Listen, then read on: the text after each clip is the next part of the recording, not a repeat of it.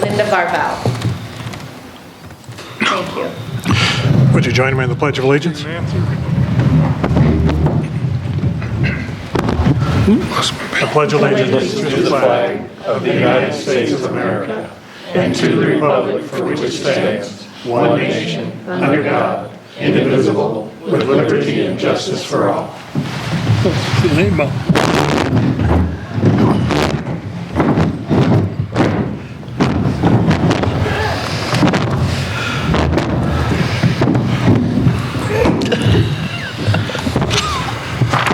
Here she comes. Here, Council Record lady. show Linda's arrived. As always, council, if you have a conflict of interest, please let the rest of the council know before you vote. Need a motion to approve an amended agenda.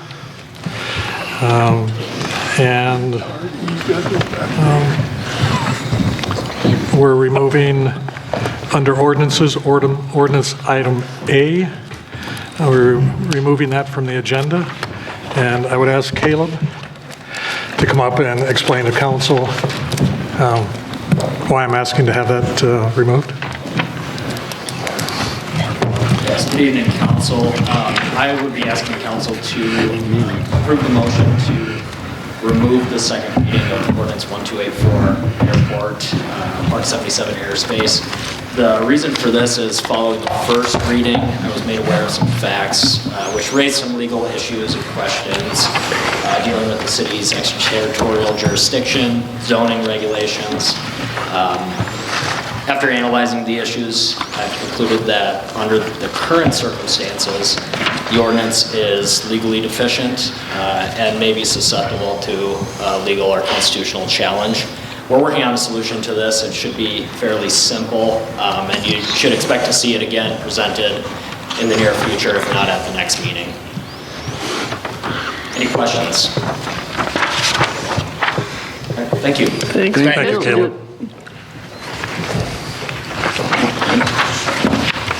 Make a motion to approve an amended agenda as discussed with the city attorney.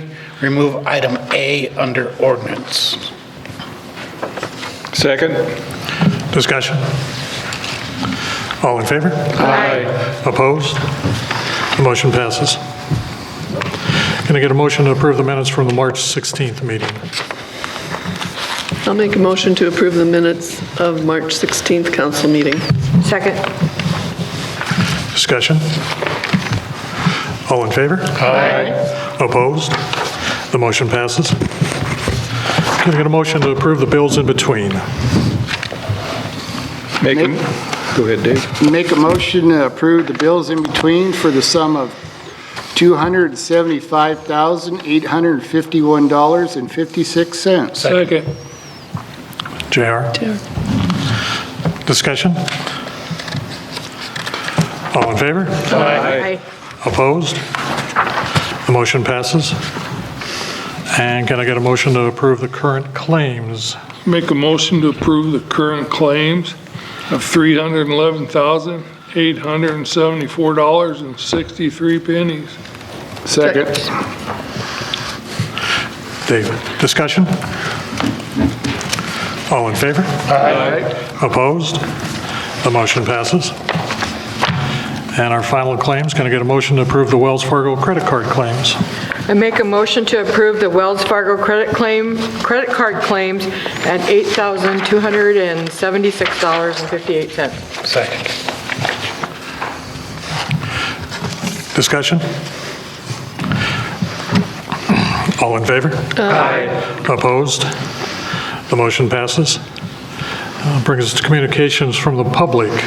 Our first communication from the public is to review a request for entry into municipal record and professional statement of duty written by M.R. Hansen, P.E., L.S. regarding public safety concerns at Fall River Falls. Is Mr. Hansen with us?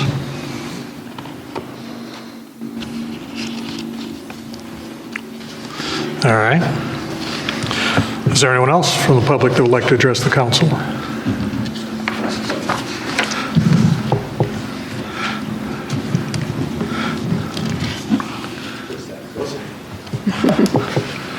The microphone's your friend. Give us your name and address, please. My name is Ian Bell, Hot Springs Municipal Airport. Yeah, so I was born and raised in this area, and last year I had the excellent opportunity to bring skydiving back to the region at Hot Springs Municipal Airport. Last year was a pretty tough year just because we're starting up. You know, we basically had to get found. But over that time, we had people coming from across the entirety of the United States. We had people from Texas, from New York, from California. And it started to really take off around the July timeframe. And I guess I'll get to the point, but the reason why I'm up here tonight is fuel prices are roughly 50% of our cost of goods sold. And with the current environment out in the Middle East, pretty worried that this season is going to be successful, especially from a profitability standpoint, if we can't figure out some sort of deal with the city of Hot Springs in order to make this business a going concern. So I guess why I'm up here tonight is just kind of plead a quick case and hopefully ask for some more of your time come maybe the next session of the city council meeting so that I can divulge a little bit more that's not that I really don't want to divulge publicly, but can kind of open the books and show you guys how we can make this a going concern and kind of what my thoughts are there. So just kind of pleading here to get some more time on your schedule. So you had spoken with Ariel and I. Correct. About your situation. In my mind, the next opportunity to make a more detailed presentation to the city would be at Admin Finance. Two of the council members sit on that, and they meet March 13th, or April 13th, April 13th. 1 o'clock at the Civic Center. here. Okay. I think that can work.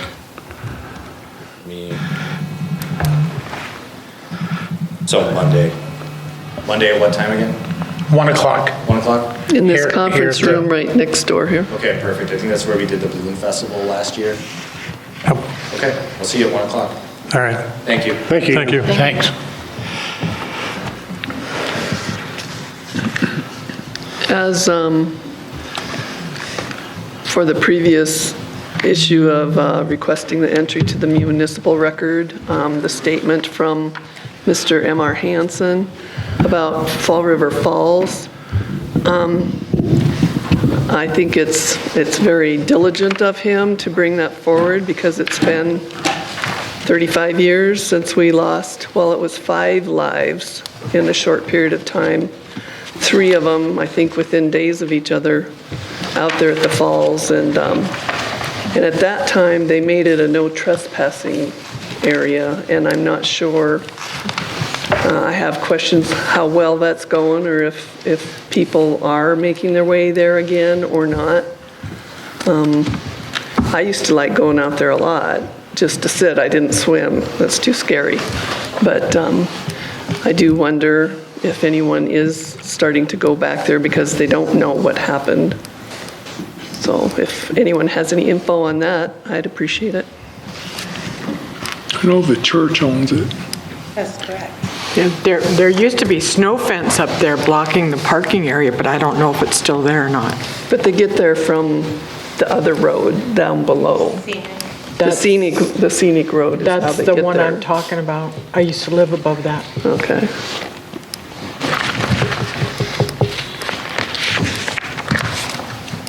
Misty, is there anything you wanted to? I had a Yeah. summary prepared.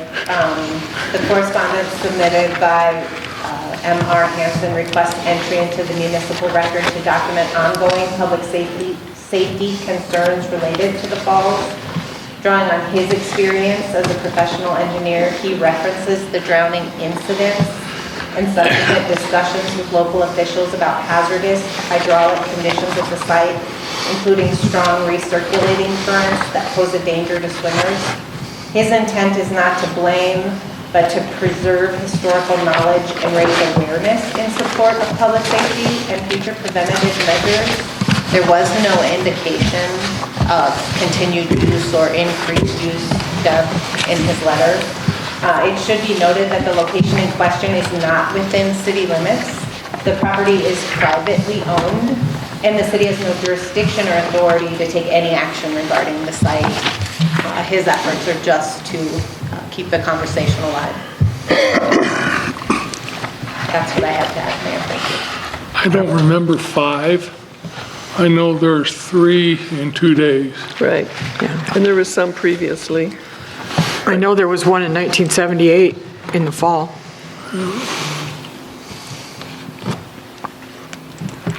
Does anybody have any idea how many people have drowned in Agnes Store in that amount of time? I've taken quite a few out there. Well, maybe Mr. Hanson will come back and address you in person if he has anything else that he wants to add.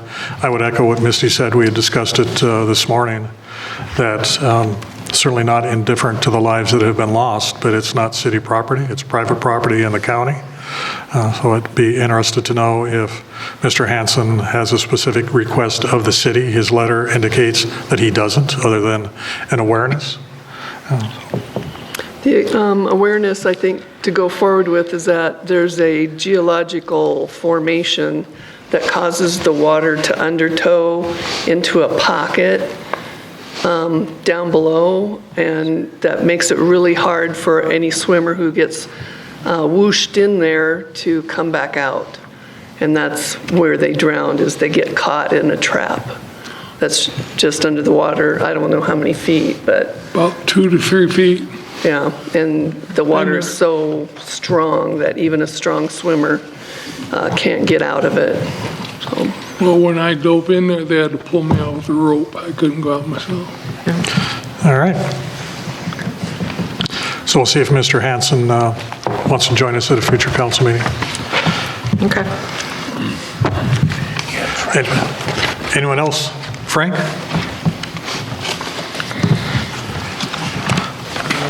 Frank Burkle, 905 South 6th Street, Hot Springs, South Dakota 57747. Regarding meeting dated 2/17/26 and an agenda new business transcript. Agenda new business discussion only. This is the agenda item. Request to council to individually or as a whole make public comments on the October Jinx exploratory project potentially taking place in Fall River County. Public comments accepted to the Black Hills National Forest Hell Canyon Ranger District until March 3rd. Discussion began around the 54-minute mark. Councilman Burris says, I guess my personal opinion is if we send a common opinion, it would almost take a council action and therefore would need to come out of a council meeting. We would therefore need a special council to do. Followed by the mayor. There was a lot of public hearing, blah, blah, blah. At 1:37:41, Bill Lukens, prior to that, had said he wants to get to the item. Mayor says, to Bill's point, as mentioned early on, I'm looking at the wording in the discussion only until March 3rd, not through March 3rd, but through until March 3rd. The point that Bill made is that if we're looking for a combined statement, then that necessarily would need to be on a public agenda for the council to see what that combined statement is. 138:48, Misty splits the baby and says, I would say it's a discussion only if you want to reiterate your support for clean water and give Ariel permission to send the resolution with some kind of statement that as a council, our city would like to reiterate our commitment to clean water and object to this project. That would be acceptable to you to make that determination. At 139:14, she says, now you're not passing anything new, just reiterating what you've said before, maybe with a few changes on who gets it. And then Ariel is given the authorization to craft something. Following meeting, when we get to new business, which that is the agenda item, acknowledge letter to be sent for public comment on the October Jinx exploratory drilling project. 1:17 and 12 seconds. On to new business. Can I get a motion to approve new business item A? Acknowledge letter to be sent for public comment. Mayor Nelson said, Ariel, I believe you put a number of different resolutions that the council had previously passed. She said, I included them, I believe when you guys committed to clean water, I put them in a nice little letter with some comments I had heard from Sarah's talking points. Does that sound like an accurate portrayal of those two meetings? As best I recall, yes. Okay. Yes. All right. So,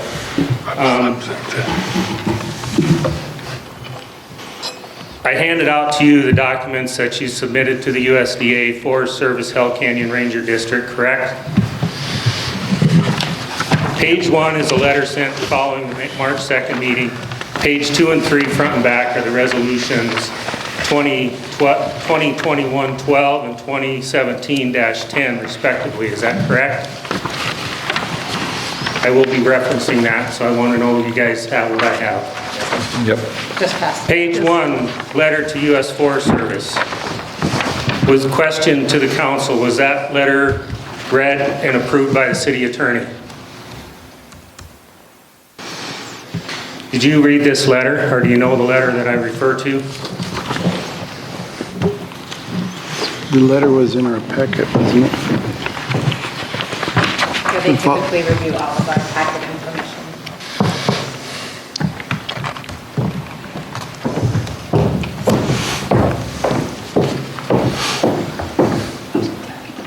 In the packet of the meeting. Yeah, I understand. It's a question I'm asking him.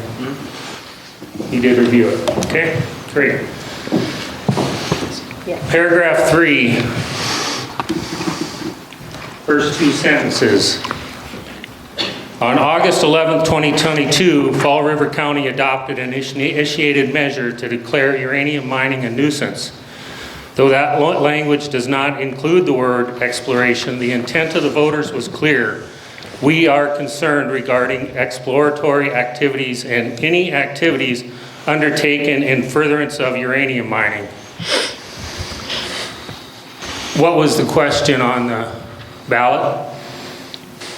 Do we declare uranium mining a nuisance? So the phrase intent of the voters was clear. Uranium mining is a nuisance in Fall River County might have been an accurate statement, but is that what you said? It said that the intent of the voters was clear, correct? But it also said,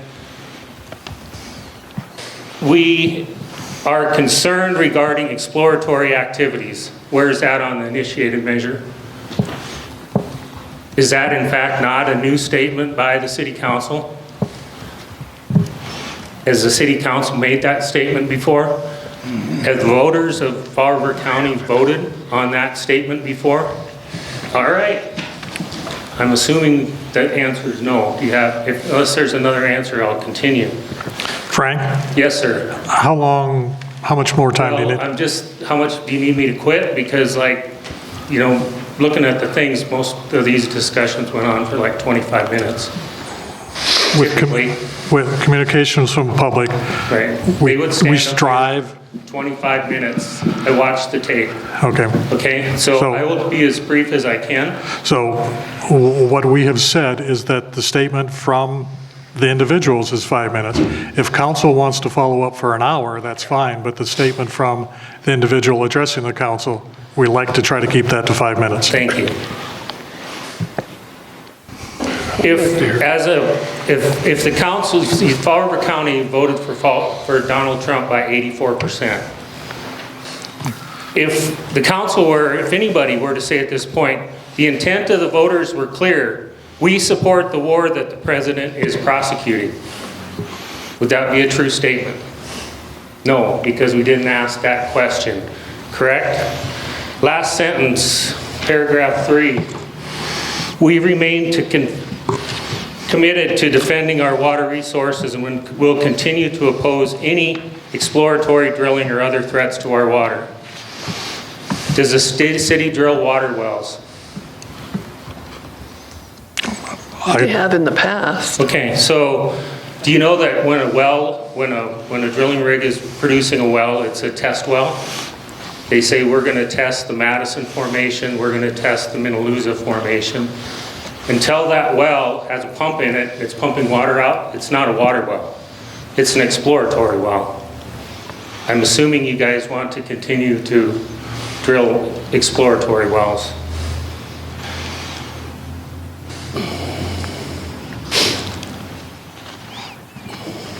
Paragraph 4.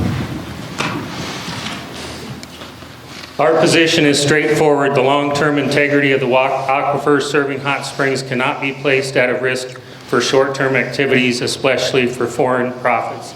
Misty, can you tell me where that was proffered in this organization or approved by this organization? Because it says our... I didn't write this letter, so you're asking me when the council made that statement. I would say when they approved the letter.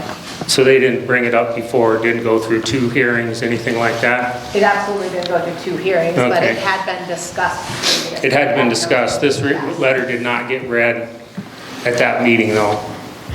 Correct? All the council members have it in their packets. Everybody has it in their packets. That's right. That's right. Nothing is, because this really isn't that important. That's what I said. Paragraph 2, last sentence. Any activity that presents a credible risk of contamination to surface waters or groundwaters requires careful scrutiny, particularly where long-term impacts may extend beyond the operational life of a project.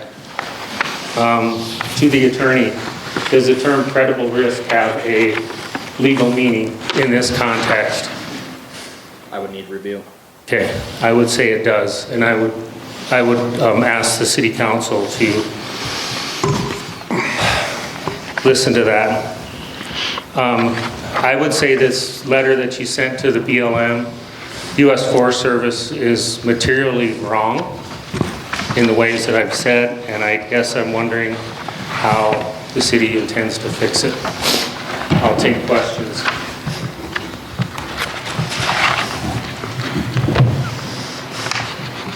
Well, the long and the short of it is, what is it you're asking of us?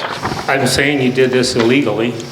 I'm saying the letter to the BLM has materially false statements in it.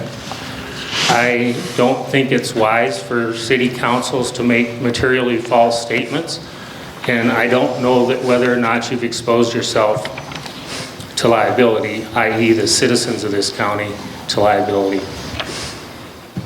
And I reiterate the question, so what are you asking of us? I just said, I want the city council to review whether or not this was legally sent. Were those statements approved per the rules? Because they are new statements. Did we vote on this letter to be sent? Yes, you did. Yes, we did. Yes, you did. I don't remember reading this. I guess Randy said we got it in an email. It was in our packet. It was It was in in an email to you once it was wrote, and then also in the packet for approval on March 2nd. March It 2nd. was in the advisory side of your packet. And although she may have authored it, she was requested to write it. And council did. Which, just to be clear, you guys could have said, read our previous resolutions, which said, we oppose uranium mining, and you could have said, this is our comment for the October Jinx project. You did not do that. I think the paragraph, I think number 8 in the first resolution, I think is plenty strong. We oppose all uranium Not sure mining. if everyone got That was not strong enough for you, and you've made some statements that I think are untrue, particularly about the voters of this county and their intentions. Well, I can't speak for the council, Frank, so I'll just speak for myself, that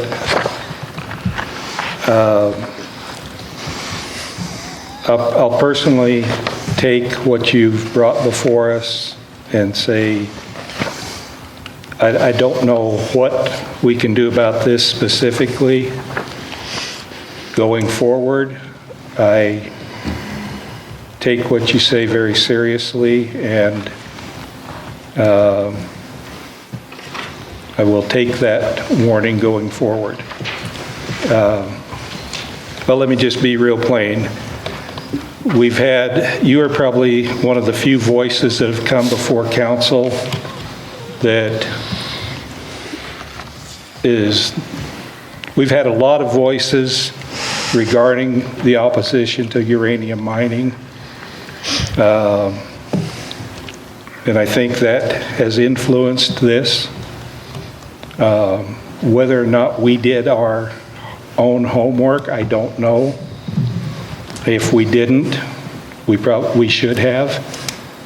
And so if we were inappropriately influenced by what came before council,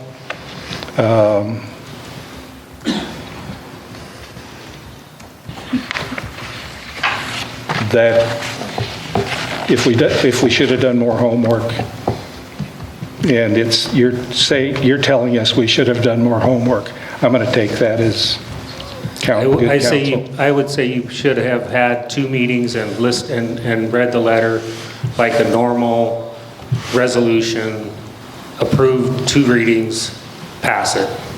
If you're going to add anything new. I think when Misty split the baby, I think she was on the right track.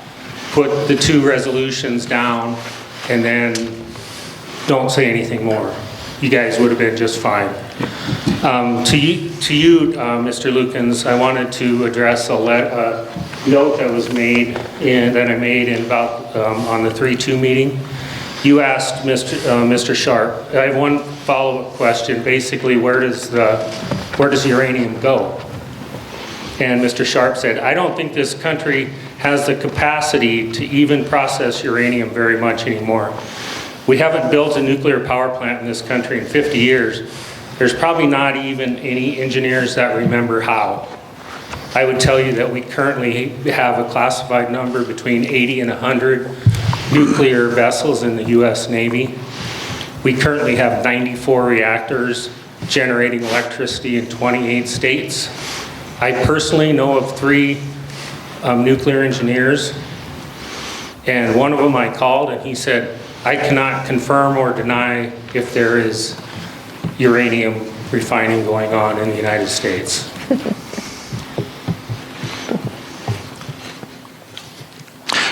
Am I understanding you, Frank, correctly, that you believe the council has done something illegal that we shouldn't have done?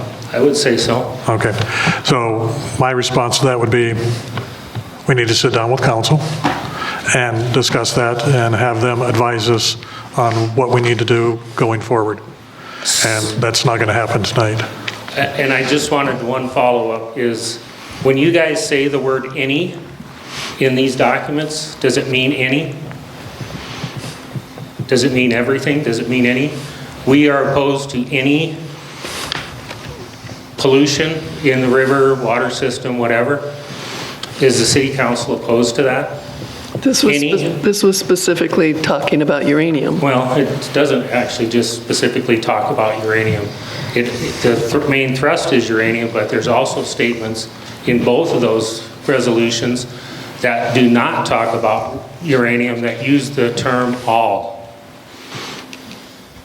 So does the council believe there is no pollution allowable? And I think just a couple weeks ago or a couple months ago, the city voted to hire ChemLawn to spray synthetic chemicals on our lawns on the city property. I would consider that pollution, and I would consider that in the word all. Dave gave a great dissertation on what he knows about agricultural chemicals. If all means all, you guys better figure it out, and if it doesn't, you better change those resolutions. Because if we're just going to talk about all as a term, as related, how it relates to scary words like uranium, then we need a different thing, because you're not being consistent.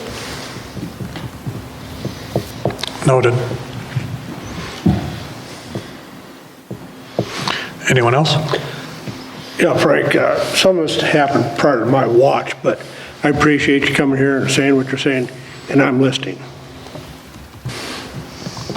Okay, thank you. You bet. I also don't disagree that the letter I prepared for you guys has statements that were not in the resolutions. And I think this is a great reminder that we should probably be careful going forward what we pick sides on. a reminder to do our homework instead of just relying on who's coming to talk to us.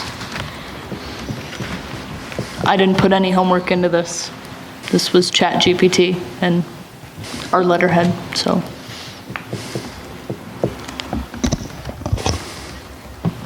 We'll talk with our attorneys and ask them to advise us Thank you, what we Frank. need to do and going forward fix, if anything.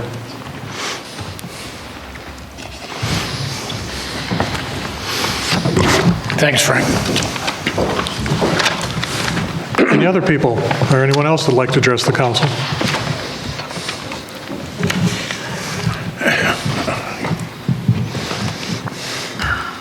Yeah, Ben Sharp, 28290 West Flagpole Road. I'll only speak briefly because I had heard my name invoked just now. As somebody who's involved in the matter that was previously being discussed and listened very carefully to a lot of very legalistic arguments, I don't think I heard any false statements in the letter that the council submitted.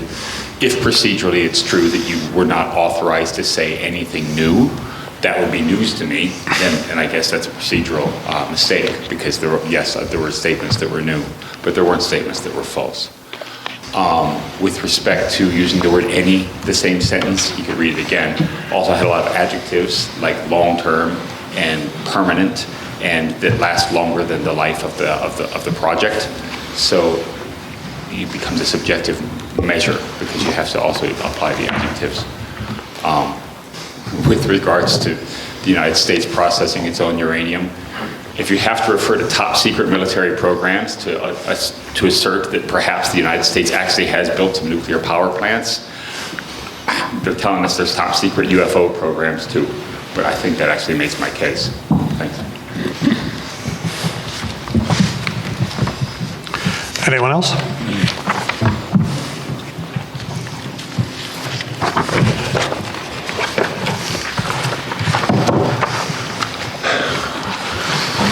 All right.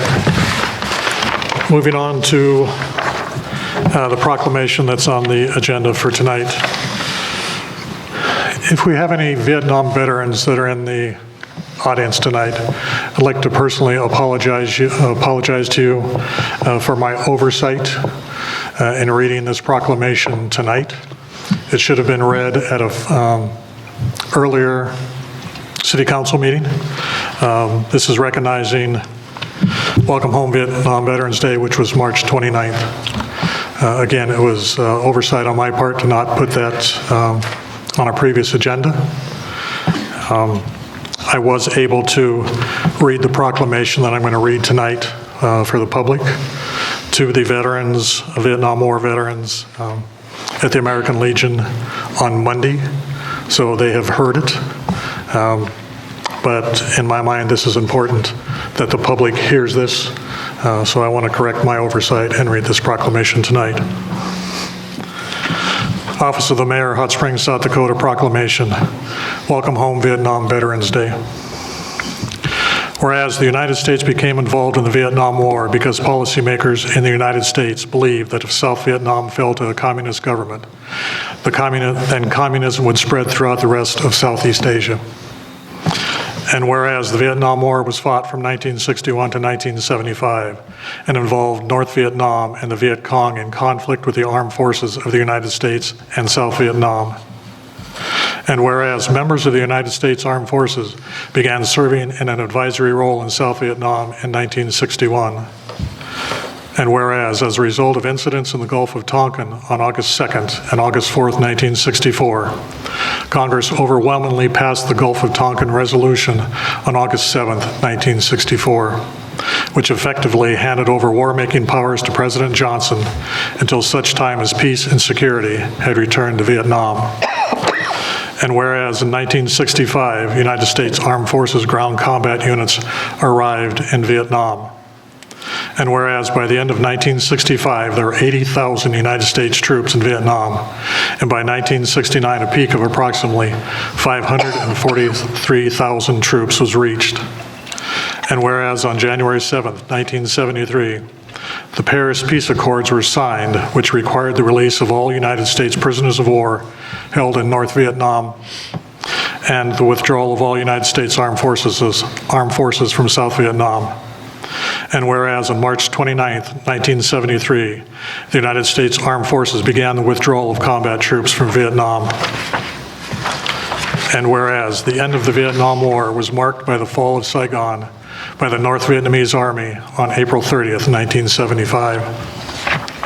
And whereas more than 58,000 members of the United States Armed Forces lost their lives in Vietnam, and more than 300,000 members of the armed forces were wounded. And whereas in 1982, the Vietnam Veterans Memorial was dedicated in the District of Columbia to commemorate those members of the United States Armed Forces who died or were declared missing in action in Vietnam. And whereas upon their return home, members of the United States Armed Forces who served bravely and faithfully for the United States during the Vietnam War were caught in the crossfire of public debate about the involvement of the United States in the Vietnam War. And whereas it was also the first time in history America failed to welcome its veterans back as heroes. And whereas the establishment of a Welcome Home Vietnam Veterans Day is an appropriate way to honor those members of the United States Armed Forces who served in Vietnam during the Vietnam War. Now therefore be it resolved that the Hot Springs City Council does hereby recognize March 29th, 2026 as Welcome Home Vietnam Veterans Day, and will continue to recognize and honor the contributions of veterans of the armed forces who served in Vietnam. In witness whereof, I have hereunto set my hand and caused to be affixed the great seal of the city of Hot Springs, South Dakota, this 25th day of March, in the year of our Lord, 2026.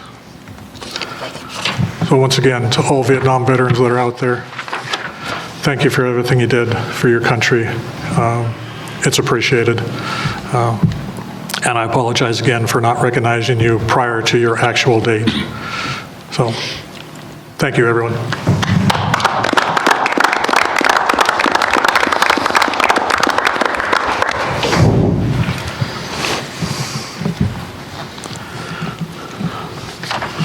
Council updates. Preston Gable, Business Improvement District Chair, annual update. Would you start us off? Hello, how are you? Good. Quick update on the 2025 bid board campaign. We invested $65,000 with the state of South Dakota. We received the matching grant, which gave us $130,000 in a marketing campaign with Love Communications, one of the partners of South Dakota Tourism. That investment generated over $14 million in statewide visitor spending with a return of $108 for every dollar we spent. One of the most efficient ways we can drive economic activity in our community. The campaign helped drive more than 41,000 trips statewide, including over 1,200 visits directly to Hot Springs. Visitors stayed about 2 days on average, spending money on lodging, restaurants, retail, and attractions, supporting your local businesses and workforce. Performance highlights, we saw strong growth in engagement. We had over 9 million impressions, a 32% increase in website traffic, and nearly 9,000 trip planning actions. This tells us that we're not just reaching people, we're influencing real travel decisions. We saw a decline in bookings compared to last year, but this was largely due to strategic changes, specifically less in-state targeting and differences in how bookings are measured. Overall economic impact remains strong. One thing that I will note is that this is the last year that we will be working with Love Communications. The state has went with 3 other partners, so this will be the last year that we use Love. But we did receive the matching grant again for 2026. So our same matching funds will be matched for the state. Tourism brings in outside dollars, helping fund local services and supporting business. The matching funds grant is one of the best ways to invest the bid dollars. It gives us a far bigger reach, along with consistent messaging that tourists are seeing from other communities in travel South Dakota. We have allocated the 2026 dollars into the same program. Any questions on bid or anything that we're doing? So did you have 55,000 and matching grant of 55? 65. 65, okay. Yeah, 65 and 65 to get to 130. Thank you. I was just trying to get the math. Yeah, no, you're ahead. good. Yeah, and we did it again for this year. Thank you. And then the rest of the budget goes to the fireworks program and other things like that. Okay. Okay. Awesome. Thank you. Thanks. Thank you. Thank you.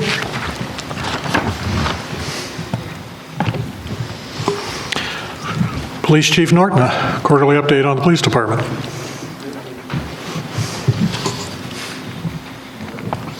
Hello. How we doing? I'm good. How are you guys? Good. Good. So just some statistics for the first 3 months of the year.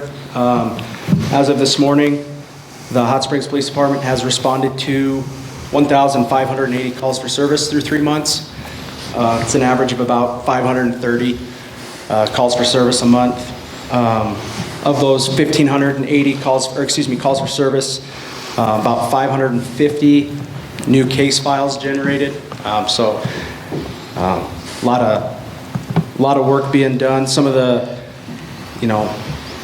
numbers with that: 415 traffic stops on the year so far, 350-ish ex-patrols requested by the citizens of the community. I know at the end of January I boasted that we didn't have very many burglaries or break-ins, but we have had a couple since then. Fortunately, we couldn't keep that number at 0. But I will say that we have not had any residential burglaries.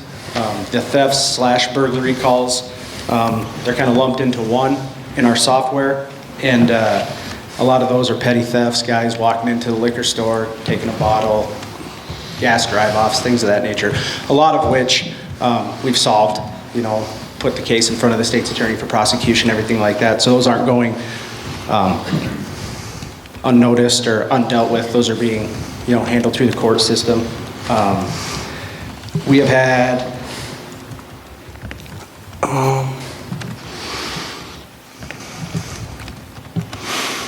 those are the big ones. A couple of vandalisms that have happened, both of which, I know you guys saw the thing at the Butler Park where a kid spray painted. We got that kid nabbed up for that.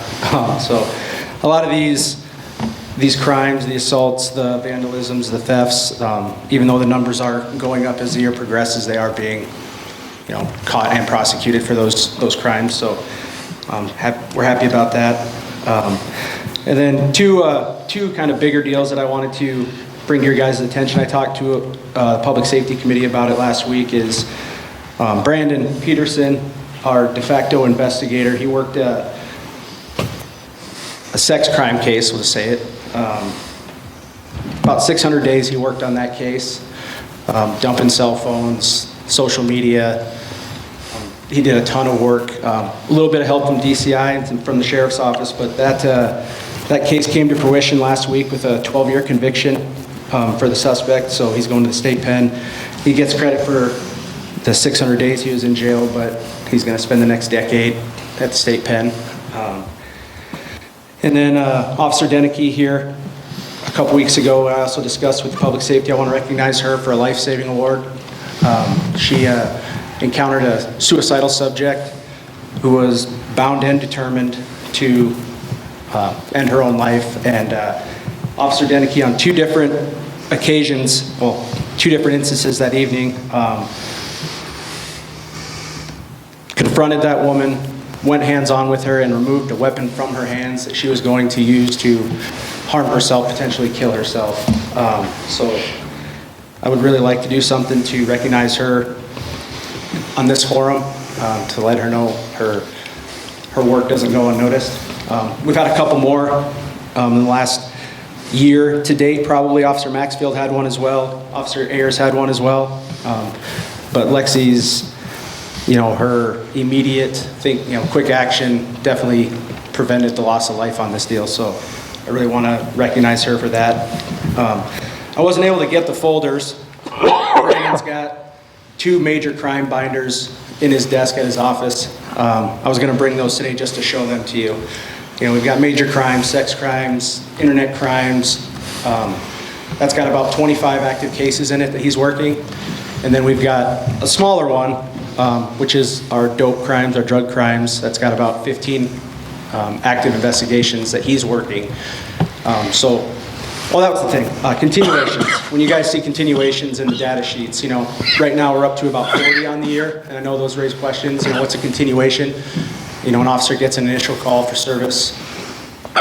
One of these major crimes, we'll call it, and these continuation calls are follow-up interviews, search warrants, executing those search warrants. Taking all the stuff, taking all the evidence, getting it to ICAC, internet crimes, and doing cell phone dumps and all that stuff. So when you see those continuation calls, those are continued investigations from an initial case report file, I guess. So, yeah, that's kind of our quarterly update. I think we were at like 700 in January, and if we maintained 700 a month, it was going to be numbers that we had never seen. They've dipped a little bit. Early March, we got our new guy back. Ryan graduated from the academy. So now we're full staff, heading into the busy months. So I expect these numbers to keep going up. We're getting into the warmer months, and as we all know, it gets busier around here. So I anticipate we're going to stay plenty busy. I liked what he said about the grant. That's another thing that we did. We applied for and were granted a radio grant from the Department of Justice, $20,000, which outfitted all of our officers with brand new radios. At no cost to the city or taxpayers. It's like $19,071 that we applied for and were granted. And now everybody's got brand new handheld radios. We were able to take our old fleet and siphon those down to our reserve officers, which we now have 5. So we got 8 full-time and 5 reserve officers currently on our staff. So things are going good. That's all I got. Council? Great report, if you ask me. 1,580 calls for a population of our size in 3 months. And I mean, that's everything from It's still a lot. animal complaints and civil matters and everything like that. But yeah, we're plenty busy.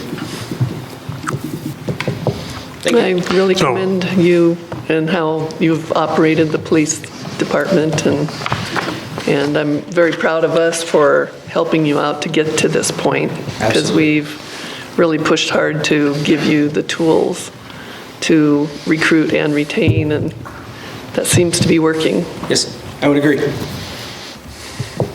I guess another note, you guys are probably all aware of this, but because it wasn't on the agenda to discuss the SRO contract, but the school did back out of that, so that's going to hurt a little bit. But in a retroactive way, we gain another patrol officer, so there's kind of a yin and a yang with that. We're going to still deal with the school, and we're still going to be up there a bunch, but at the same time, I gained 40 hours of patrol coverage, a week because he's not in school.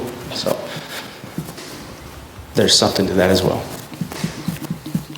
That was one of the 3 questions I wanted to talk with you about, so thank you for the update on the SRO, and certainly want to thank Brandon for all the work that he put into the sex case that ended up in a conviction. That's huge. And you'd mentioned Officer Denicky, and we had talked at the safety committee that we'd like you to attend the admin finance, and we'll get work through this. Yep. And find the right way to acknowledge that save. We'll get something figured out here. 13th at 1, right? Correct. Yep. Be there. All right. Expressed our appreciation to her for fine work, and your other officers as well. You guys are doing good, and we appreciate you very much. Thank you. Thank you. Thank you. Thank you, Chief. Hot Springs Volunteer Fire Department.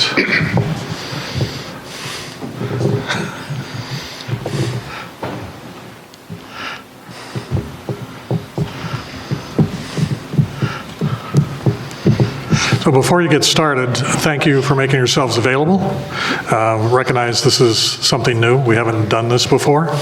But as we remember the conversations we had during budget meetings, there's concern that we weren't getting together often enough and sharing information.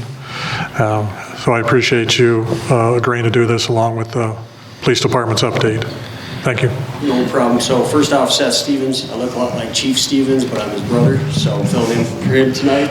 Quick update for you. We had 12 calls for service in the past month, 2 structure involved, and 10 wildland fire calls. Also, we just... Sorry, I want to get those numbers. Can you repeat that just a tad bit slower? 12 total calls, 2 structure related, and 10 wildland. Thank you. Yep. And then also, in the past month, we purchased a 2006 Spartan rescue pumper. It's got, I believe, 18 or 19,000 miles on it. It's got a 1,000-gallon tank and a 1,500-gallon-minute pump, so that'll really improve on the rescue side as well as the structure side of things, too. You can use it as a structure engine as well. And then for the rest of the update, I was going to pass it off to Ken here.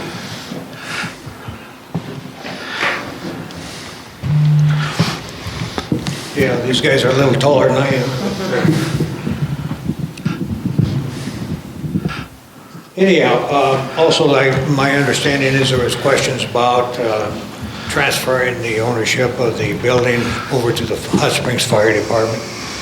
And I've got just a fire hall history here dated April 17th, 1993, in which kind of goes over the background of how the fire department built the building and everything else.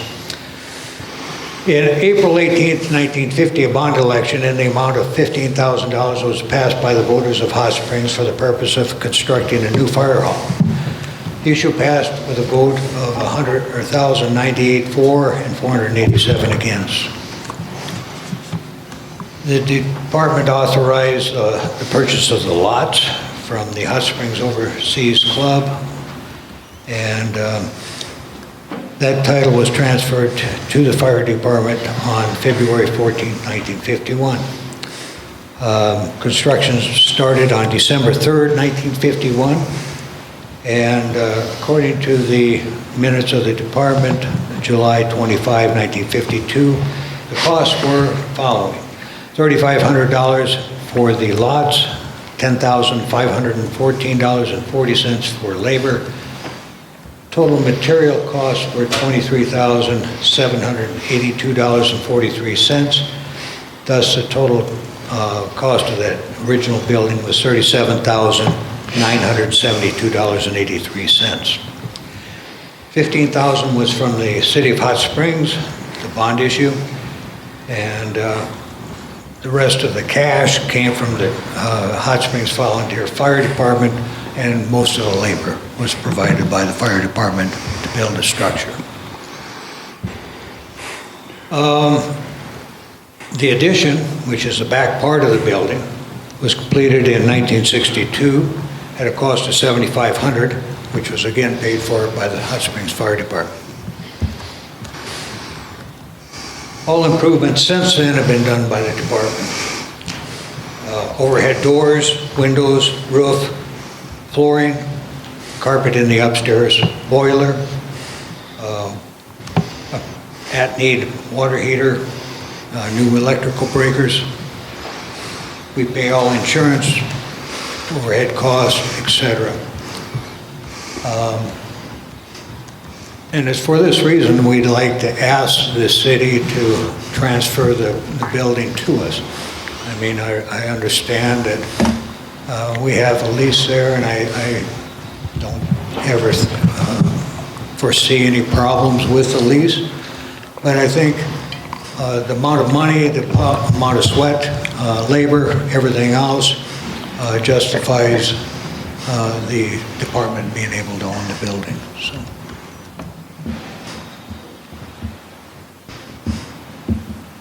And I'm interested in that information for fire department files, if you would be willing to share it with me, all that you just updated. And then I also wanted to ask if you were able to reply to the assessor with some of that data, because they asked us for it and we didn't have it. Not yet. If you give me that, I can fill in those questions Okay. that she asked. I wasn't aware of any of this stuff, Okay. Misty, so, yeah. All right, well, I thought maybe that's where it could come from, because we were asked all those questions when they were trying to value it. Yeah, I was just given this tonight, so I had something to reference, so, yeah. Perfect, thank you. Anyone else? Great data, Ken, thank you. Yeah, All that's right. good. Yeah. Very good. Thank you. Ken? And I really appreciate being able to have the department come up and share with you, you know, how active we are in 1 month. You know, when you consider 10 wildfires in the area, one of which was right in town, one which was right next to town, you know, it's going to be a busy year, I'm afraid, if we don't get some water soon. So, thank you. Ken? Thank you. Ken? Yes. I appreciate you sharing that information. I took notes. I seldom can read my own handwriting 10 minutes later. And wanting to pay attention to to what you were saying. I'm not sure I got all the numbers correctly. So that'll be very helpful. I was one of the folks who was trying to determine, the value of the building. I wasn't aware that essentially it's the fire department. The building's there because of the fire department, not because of any significant labor or anything like that that the city had done. So that's very helpful, and my questions and understanding, the right recommendation as far as handing ownership of the building over to you folks officially. So I appreciate you folks putting that information together. It's going to be helpful. Thank you. Thank you. Ken, I'm not going to let you go. And this is not a building question. It's an old, are you guys still using the paging, or the IM responder? Yeah. Yes. Is that working well for you? It does for me, yes. Okay. And what's your staffing level now? Are you? So I believe on the roster, I could be off a little bit, we've had a couple of folks pass away, but 36, I believe, for active members. 36, so you're down a little bit from where you were a couple of years ago? Pretty ballpark the same. Yeah. Yep. Okay, so I guess the word out there is if there's anyone fit that would be interested in public service, the fire department is a great place to provide that public service. We've got applications, so. There you go. I want to let you guys know, I really like the idea of you coming in when we discussed that last budget season. For us to be informed, we need to talk more. And it doesn't always have to be at one of these meetings. You can come to any of the other meetings if something is coming to you that you're going to need help with, or bounce things off the city, whatever the case may be. This helps us to make decisions for you, for your equipment, for anything you guys might need. But keeping us in the dark isn't going to help either one of us. So really would like to see you guys at least once a month, if at all possible. And I know everybody has a life other than just doing this, so it is understandable if you can't, but anytime you can, it would be greatly appreciated. And as far as these updates are concerned, they're quarterly. And we think it makes good sense to have the police department give an update. It's all about safety and security, and then you folks follow up with whatever you want to share. Again, thank you for being available to do it. Thank you, guys. Thank you, guys. Thank you. Service. Great information. Thank you. Executive Director Shedko, Andrea. Good evening, Mayor Nelson and City Council. I think you should start ordering these council updates by height as we come up here. I remember that. Between January 1 and March 30th, I submitted 5 grants totaling $51,074. 3 of them pertain specifically to hot springs, $5,875 for Shedco's strategic planning process through Black Hills Area Community Foundation, and City Council will be invited to the table for that process. $5,000 for the Catapult Initiative through Black Hills Energy. That's the initiative through Western Dakota Tech to bring together specialists in education and workforce business to try and figure out how to consolidate all these avenues for students to get through apprenticeships and into the workforce in the areas where we need them most. And lastly, $15,000 for the We Live Local mobile app. And I was told that if I wrote the grant myself and we received it through AARP, that we would receive 2 years free of those services. So that's nice. And then thereafter, we plan to pay for the annual fee. It's between $2,000 and $5,000, depending on how we handle it. Any questions about that? Housing. Ariel and I talked just a couple hours ago about it. this, but I'll share it with you. The HOF funds, that is the Housing Opportunity Fund through SD Housing, will open up on April 15th. They close on August 30th. The HOF funds can be used for new construction or purchase and rehabilitation of rental and homeownership housing, housing preservation, including home repair grants, grants to make homes more accessible to individuals with disabilities, homelessness prevention activities, and community land trusts. Any for-profit entity, nonprofit entity, tribal government, housing authority, political subdivision, and on it goes, can apply. Shedco would be willing to be the intermediary of the grant applicant if the city would decide to do something with a dilapidated property or dilapidated house on a piece of property. So I'm just throwing that out there for you to consider. I know Wes is working pretty heavily in that, so I have an avenue to partner with the city, and that's a great opportunity. A couple of the clients who had completed the applications for Habitat for Humanity grants and loans approached me for explanations of their recipient letters, and I didn't really understand them either. So I met with Amanda Mowry of Habitat for Humanity to get clarification around those approval letters. After the letters were made clear to me, I've shared with the folks who were confused, and basically I think it was just logic of where they put stuff, and I didn't know this either at the time when they filled out their applications. The grant portion is specifically for safe and healthy housing, safe housing and the health of the individuals who are the occupants of those housing, period. The loan is for anything else that you might want to have done. For both of those programs, you have to be at 80% AMI, and that AMI is average median income for our county. So the way they ordered it, it just kind of flowed together, and you couldn't really tell whether you had gotten the grant or the loan or both or none, so we got that clarified. Habitat also completed 3 radon tests for 3 of the applicants here in Hot Springs on April 1st. Do you know the result on that? I don't yet. I don't even know how quickly that turns around. But I'm not sure neither. It shouldn't be long, and I would expect those folks to call me and let me know how it went. This year's Dakota Resources Housing Gathering is going to be in Platte, South Dakota on April 15th and 16th. That's next week. If anybody wants to attend with me, I would love to have you. Community engagement and placemaking. The Energize Conference this year that we held 3 years ago here is going to be May 6th and 7th in Wall. Transfer of the SHIF 501c3. If you remember, that's a 501c3 that involves historic preservation and fundraising for said preservation.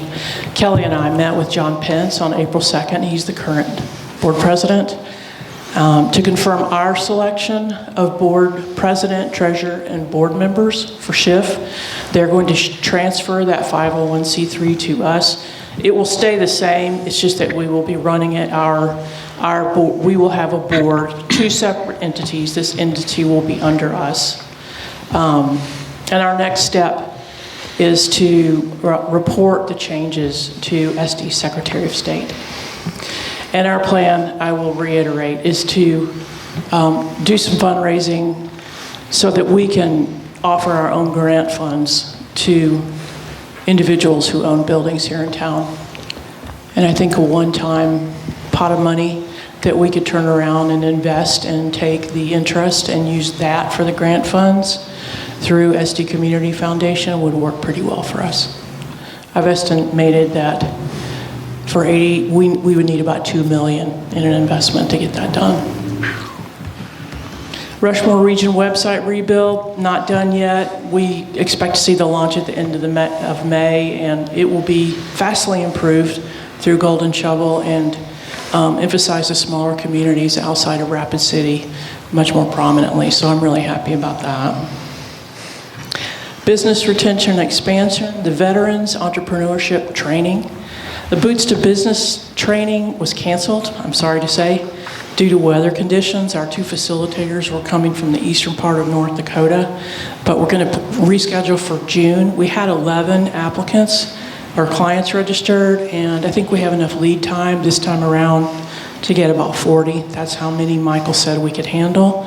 I had help from Lonnie Stuckey and Dave Gates, and I'm going to lose his name, but the gentleman who works at the courthouse, Daryl Russell. Daryl, yeah. And they were all a big help to me in getting the word out. The leadership team for the Catapult Initiative met on March 30th. We set up our first onboarding meeting and determined to use Google Classroom as a platform for that delivery. I've submitted the invoices for the BHE grant. That was one of the grants that affected us, and we have received approval for that particular grant. The Rural Health Grant, I don't know if you've heard about this large grant that's just opportunity that's just come out. It is, when the feds say rural health, it traditionally applies to communities of under 50,000. So that would mean, if they're sticking to that, that Rapid City and Sioux Falls will not be able to apply for it. Yeah. Western Dakota Tech would like to partner with some of our local health service providers to increase our offerings here in Hot Springs at our satellite program.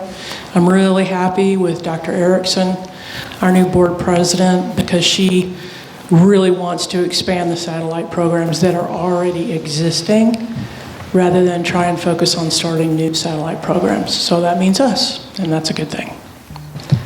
Historic preservation. I have a meeting set up with Amber Hulse for April 10th, that's on Friday, to discuss what her expectations of assistance from the Deadwood Historic Preservation Committee are. You probably know that she voted to give more money to that organization with a verbal agreement that they would help Hot Springs. I made a request that she asked for $2 million of discretionary funding to set up a grant-making fund that I just mentioned, using SCHIF as our foundation, and South Dakota Community Foundation as our vehicle of interest accrual. I would welcome input on that. I've got from now until Friday to receive any input. I also did inform SOS and Hot Springs Historic Preservation Committee of the meeting and our intent, and they approved of that. So I'm keeping everybody who needs to be informed. Any questions about any of that? Wow. You're a busy It's a lot woman. to absorb. Yeah, it is. Yeah, they'll be to you at 8 a.m. sharp. Thank you. I'm happy to share this with anybody if you'd like to see it. It's not really a whole lot. It's just so many different topics that it gets confusing. Yeah, I'd like a copy of it, please. Okay, sure. I would as well. I can forward it. Oh, that'd be great. Yeah. That means I'll have to clean it up a little I bit. see every head nod. She's used to seeing my mistakes and notes and slop everywhere, but I'll clean it up. See my finance minutes. Anything else? Thanks, Andrea. Thank you. Great job. Before you leave, I'm interested to hear what Senator Hulse has to say about the additional funding, historic funding for Hot Springs. Me too, and I think it would have been nice if I could have, and I should have thought of this before, to have an estimate of what it would cost to do the entire retaining wall of a piece in one funding increment. Anybody can correct me if I'm wrong. It just makes sense to me that would all be done as one unified project rather than having separate property owners try to do it in bits and pieces. And I think that could be possible if we had the correct funding. I found some federal historic preservation funding that requires a match. So that's a research project for me. Yeah. Because the Historic Preservation Commission can have funds of their own that they can deal with. Right. That would be exciting if she can get some kind of funding to seed their pots. Right. It would be like yes, exactly. Okay. Thank you.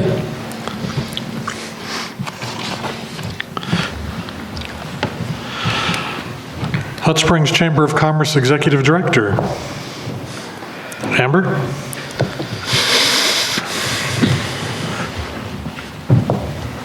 Thank you for your patience. Thank you all. I think the height thing was correct. We're going to move it back down a little bit. Well, good evening, Mayor and City Council. Some updates from the Chamber of Commerce since January. We've been pretty busy just creating some additional events, but also trying to modify and improve the current events that we have.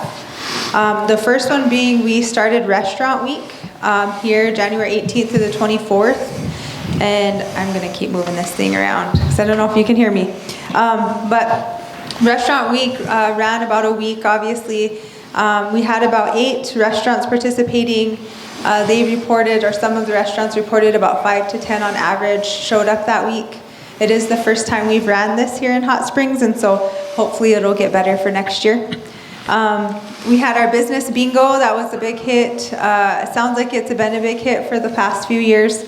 And we had 25 participating businesses and 8 raffle entries, meaning that 8 people finished their cards and turned them in for their big prize with the Chamber of Commerce. So we're really excited about that. I should also mention this is my first Restaurant Week with Hot Springs. Obviously, this is our first one here. And then this is my first business bingo with Hot Springs. And so I was really excited to figure out how that worked. And it sounded like it was a lot of fun for our community participants. But we also had some people come in from Chadron that stopped by the Chamber and said that they really liked business bingo. And they were hoping that Chadron would start it. I don't know if Chadron has it or not. So just want to throw that out there. The big update on our Chamber annual awards dinner, we had about 215 people in attendance.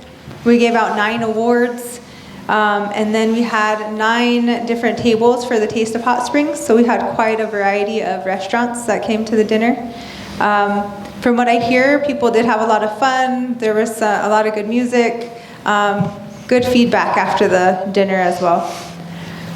We had a Chamber connection. We originally called it Lunch and Learn. I moved away from the Lunch and Learn title, if anyone's interested, because it was not coming across that we had to provide our own lunch. So I wanted to make sure everyone knew you had to bring your own lunch to that. But it was a Level Up Leadership Chamber connection, and it was really about leadership in various sectors, so various topics. And I thought it was a really good session. I sat in with 16 participants, and we talked about all of the ways that we could look at ourselves as leaders in the community. We are doing our job fair and volunteer appreciation, and so that'll be tomorrow. We have our job fair. We coupled it with the volunteer appreciation so that we can start to, at least I shouldn't say start, but so the Chamber, in my capacity, we could recognize our volunteers and appreciate them for all that they've done this year. And I also want to make everyone aware that we want to appreciate our volunteers from previous years as well. But I don't know everybody. And so 2025 was a really good year for us in our events, and we just want to let everybody know how thankful we are for the community help and support. Last update I do want to say is our upcoming events are our Wine Walk and Play and our Salute to Valor. And then we also have our Rock and Riverside Summer Concert Series. But I do want to just talk about Salute to Valor for a second. This event is in its 2nd year, and it started prior to my arrival here with the Chamber. But I know from hearing our board of directors and the community talk about Salute to Valor, the reason it came about is to recognize and honor our active military members, also our fallen warriors, our first responders, and their families. And it's a way for us to give back to our community and to show our veterans our support and how much we care and honor the sacrifices that they've made for our country. So I wanted to just bring that to light as well, because I don't know if everybody understands what Salute to Valor means for us and for the Chamber and why we want to host this event. And so this year it will be in its 2nd year. We are sharing that weekend, and so Sunday, May 24th will be the kickoff day to Salute to Valor. Friday, May 22nd is the Wine Walk and Play. So if you could put that down on your calendars, it would be awesome. That is my update. Do you have any questions, comments, concerns for me? That last date. Yes. It's Friday, May 22nd? May 22nd. Yes.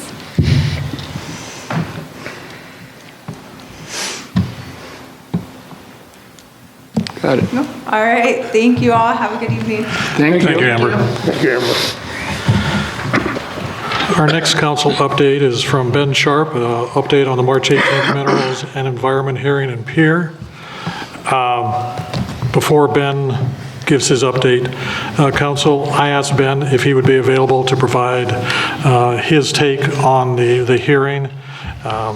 It was your statement that you authorized me to take to Pierre and read to the board.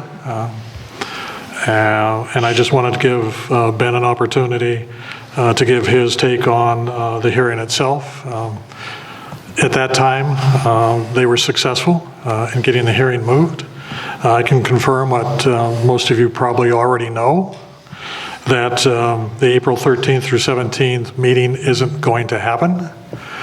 DNR has canceled that one, and they were looking at new dates of May 18th through the 22nd. They've been in contact with Chris here at the Mueller Center to work out a firm date, and when we know one, if the public would reach out to me and let me know what you know when you know it, because you always know it before I do,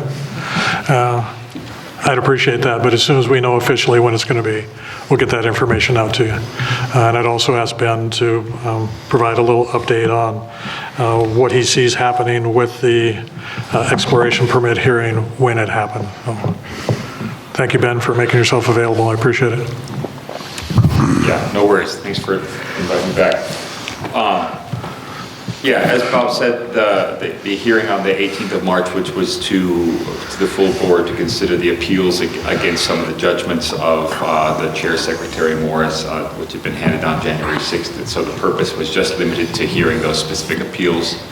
There were 5 of those. The first was the question of the venue change, which is something that this body had commented on. And that appeal was granted, which means the original ruling that it would not be held in Hot Springs was overruled. So that was considered a victory for those of us that wanted to have the hearing here where the citizens could actually hear what was going on. I have to say that I think that having Bob there, him making the effort to drive all the way to Pierre made a huge difference to that. You'd heard me say earlier, and speaking quite disparagingly of the professionalism of the board of Minerals and Environment, acting as if they didn't have to follow any rules. I feel like when they realized that the mayor of the biggest affected community actually drove to Pierre to see them in person, they all sat up and paid a bit more attention.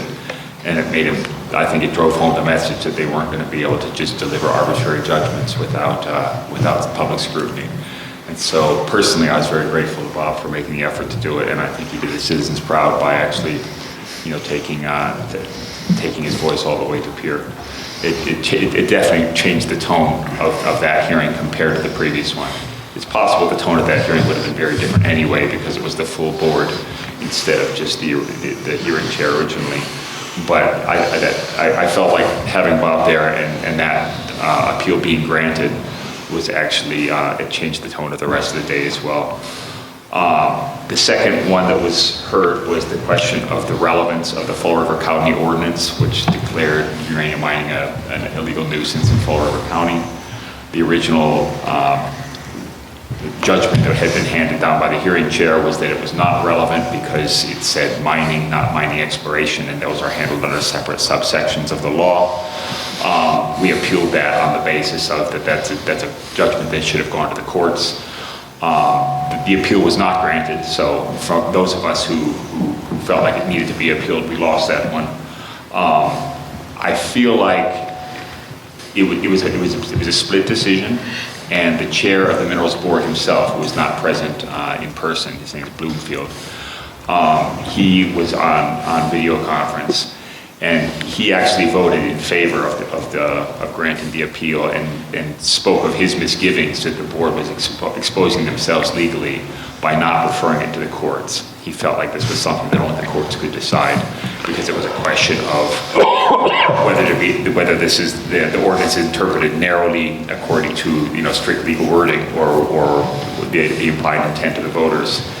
And the hearing chair on the day, his name was Greenfield, actually misquoted the ordinance itself in order to justify rejecting the appeal.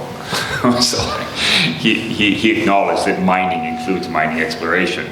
And he says, but you guys only prohibited mining operations. So mining operations and mining exploration are separate. And I had to correct him. I said, actually, no, you're misquoting the ordinance by your own logic. You should have to uphold this appeal. And he got really embarrassed, but still voted that way. So I was a bit grumpy about that one. I don't like losing even on the spot, even 1 out of 4. But that's the way it went. The vote was 6-3 with 1 abstention. So what they will try to say is that ordinance has no relevance to the question of this application. And when we mention the ordinance, they will try to shut us down.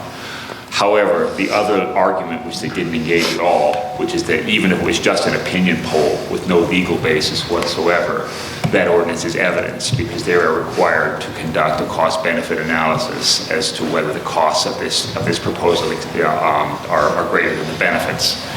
And certainly the view of the people who are actually affected, the view of the citizens, should be considered evidence of the cost versus the benefit of the project. They didn't engage that argument at all. They only engaged the technical legal one. And so it will be interesting to see if they try to shut down reference to that ordinance, even as just an indication of the mood of the citizens, because it's clearly that, and that's clearly a relevant consideration. So we'll see how they play that one on the day. I assume that they're setting that up for a legal interpretation on a future date. The next thing that was considered was a motion that they had granted precluding evidence of mining, which is a very broad, as we pointed out, it's a very broad wording and it creates a lot of loopholes. And ultimately, we won that argument. They recognized that if they actually were trying to just say that the hearing is only about the impacts of the project in the exploration phase, they should have said that. And to say we're going to preclude all evidence of mining on the basis that it opens up a can of worms talking about future impacts of commercial operations, well, it also precludes evidence of past mining and evidence derived from mining that's relevant for their exploration. It just created too many loopholes. And they recognized that, and that appeal was granted, so that was good. They also granted overturned the previous one, which had rejected the motion, to provide simultaneous interpretation into Lakota. So at the hearing, whenever it does happen, there will be Lakota interpretation for the Lakota speakers. That's actually state law now, and so it wasn't a very difficult thing. They weren't sticking their neck out very far, but the state law that was just passed doesn't take effect until July 1st.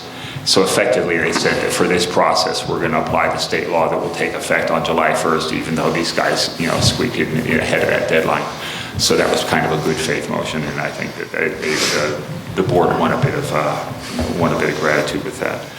And then they declined a motion for electronic service of documents, which didn't really make much difference at this stage because most of the opportunity to submit documents is already in the past, and those of us that wanted to submit things have had to photocopy and send 45 hard copies every time we do this, which is a massive pain. But to change it now after it was too late wouldn't have made a whole lot of difference anyway. Except that perhaps they could have notified the rest of us that they were postponing the date on the 13th to the 17th. I only learned that today as well. So none of us who were parties to the case heard anything before the Easter break. We heard a rumor, and then over the Easter break we were wondering, is this rumor true or not? So it feels like the board is scrambling. I think they are, they underestimated what it would take to provide interpretation into Lakota, and I think that's why they had to postpone it. I'm speculating on that, so maybe don't even write that down. It's purely my speculation. But I can't imagine why they would be postponing if it wasn't for the fact that they just can't get their act together on their end. And I think that's probably why they realized that involved more logistics than they were prepared for. So when this happens, it'll happen in May. On the whole, it felt like the board is now aware, at least, that the citizens of Western South Dakota are paying attention, and that's a good thing. And I think that will continue, and I think it will only become more so because the more time we have to spread the word about this hearing in May, it just gives the citizens a chance to get educated, get engaged. And so I think that we're actually likely to maybe even see something resembling a legitimate democratic hearing. Fingers crossed.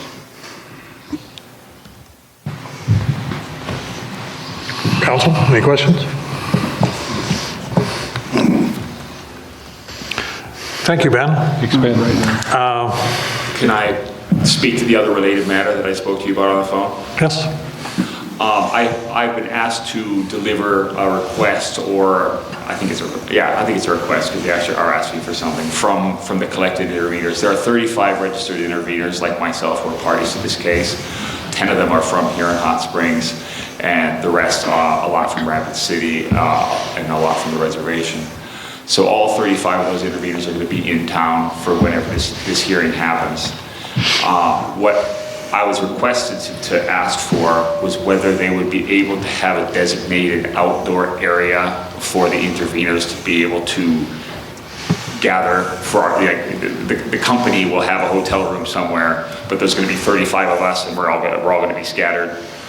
Question whether behind the Mueller Center or off to the side they could set up not a tent because it wouldn't have walls, but an awning, whatever, a rain shelter, a sun shelter, and probably keep some hot coffee and basically just have an outdoor space for the interveners to gather, and so that we would be able to meet each other and not necessarily in a restaurant or someplace, because it's going to be too much running back and forth over the breaks in the middle of the hearing. Related to that, but I think it's a separate matter, some of the interveners from the reservation were saying that they are expecting that a lot of people will be coming to Hot Springs, and they said that other times when they've organized for political or I don't know if this counts as a political matter, but whatever it is, it's not really a protest because they're here participating in a democratic process. It's not protesting against something already happening, but they've set up something called like a free speech zone. I don't know what this. I think the idea is that if people are going to be standing with signs, or my understanding is that when they do this, it's very disciplined and quiet, but also visible. They want to be able to have signs and make their presence felt. It's better to have a designated space for it, so it doesn't feel like nobody can ever be accused of obstructing anything. So one request was, can the interveners have a space where we can gather in the breaks, just outside somewhere on the grass or behind? The next question was, is it necessary and a good idea to designate like a free speech zone for people who just have signs or want to make their presence felt, but not in a way that could be construed as obstructive? So I guess that's two separate questions. So for you, Ben, and the council, to your first question, as far as an area for the interveners to get under a canopy or whatever, and you talked about, propane grill or something to heat coffee or whatever. You didn't remind me to tell you that I didn't call you when I said I would call you. But I did talk with the chamber director this morning, and there is some space out behind the Mueller Center that we think we can work with for them to gather as a group. So that is available, and we don't think it would affect any activity around the Mueller Center. And back would be better because the front is going to be people coming and going. So that's available if council is okay with, using that area back there. It'll be a matter of... Just the top of the tent, not the sides of the tent? Yeah. That would be a matter of working with the chamber director to figure out those areas. We talked about barricading a section of the road off back there that we don't think would affect traffic at all. So it is possible to do that. As far as the free speech, we have dealt with this before, and our attorneys have given us advice on where people can freely carry signs or whatever, so we just have to work through that.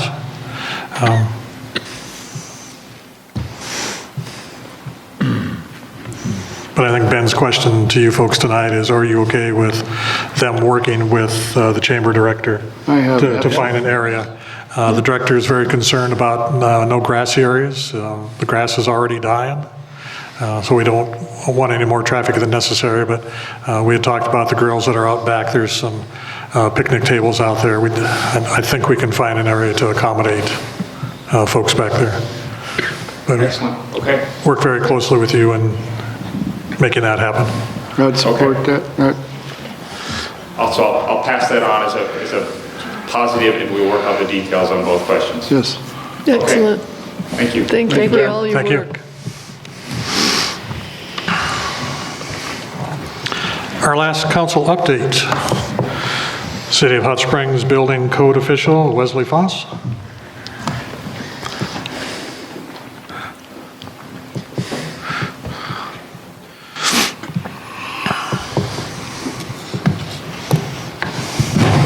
Council, how we doing?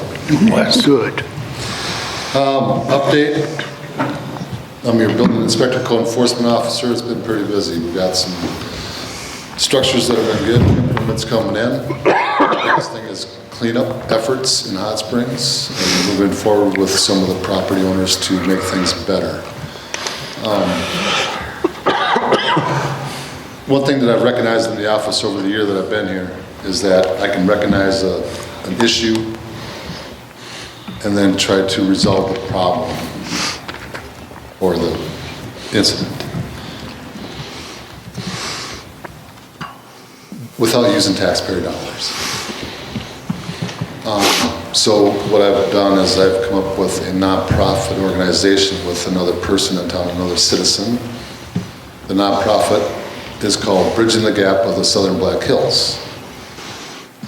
This nonprofit will take donations, it will show the account, it will be very accountable for dumpsters and lunches for volunteers. So when I identify a property that needs help, a handicap, a veteran, a widow, somebody that doesn't have the means, I would like to use this nonprofit to subsidize or help with the cost of cleanup without costing the taxpayers any money. So it'd be a nonprofit that people can donate to. We can be very accountable for the money. I have 9 board members, ranging from the Rotary, the Legion. I have Meals on Wheels. I have a water delivery company. I have a construction company. I have some local older people that have been in the community forever. So I have a good group of Hot Springs individuals and businesses that are going to support this nonprofit. We do have everything in the works. We have our tax ID number. We have our grant that we've applied for the Macaulay Vision Fund. I do have a copy, if any of you would like to read through our, I guess it would be our statement, our mission statement on how we can address and help the citizens of Hot Springs transition from being alone in a home to possibly selling the home and moving into a assisted living or a nursing home. Some people feel trapped at a certain point and they don't know how to get out of that situation that they're in. So by bridging that gap and bringing in resources, because now I've tied together the Rotary, the Legion, the volunteers, everybody in the one nonprofit that we can help organize cleanup effort of Hot Springs. This also ties in with Shedco. This also ties in with Habitat for Humanity. This ties in with United Way. So that when we go out and we identify a property and we clean it up, we can also get them qualified through their application process to get a grant or a low interest rate loan, which is usually 0%, to assist the residents in their transition from home to assisted living, whatever the case may be. It's that gap that I can't fill in my office because I don't have the resources, and it's not really the city's responsibility to do that, but it is a community effort to support people that are in need, that don't have the resources. So by setting up a nonprofit that's going to be, again, very accountable for every dollar, that when Hot Springs people donate to this, it stays in Hot Springs. It doesn't go somewhere else and then come back at 50% value. We're going to keep 100% value in Hot Springs and use it for Hot Springs. And that's going to subsidize dumpsters. That's going to provide lunches for the volunteers and recognition to the volunteers for helping. The volunteers, I have a lot of talent, anywhere from carpentry, carpenters, plumbing, electrical. We have a lot of resources now that myself in my office, I just don't have. So we've got that going. That's going to be a huge help in moving forward with some of the issues that we've had, some of the things that people need. People need some assistance. And so if we can do it without raising or spending tax dollars, I'm all for it. I've had foundations already that want to give to the nonprofit. We just got our paperwork and our forms. So I'll be getting those out to those foundations to see what we can raise for funds, for donations. But I am pumped. We've got a lot of need. So when we can tie in Meals on Wheels, it's what I can do. It's what we're doing. Along with identifying other nuisances in town, I'm working with Ross Norton, Chief. It's been a great communication between the two of us, using dispatch to identify issues that we can resolve quietly, peacefully, maybe come to a resolution. I've also been working with property owners on property line disputes, getting things done, so it's been a very busy office. But the big thing I wanted to introduce is the nonprofit that's going to make a big change for the citizens of Hot Springs. It's going to bridge that gap that we need to have filled. Is there any questions that I can answer at this time? I think one of those copies give the name of the nonprofit.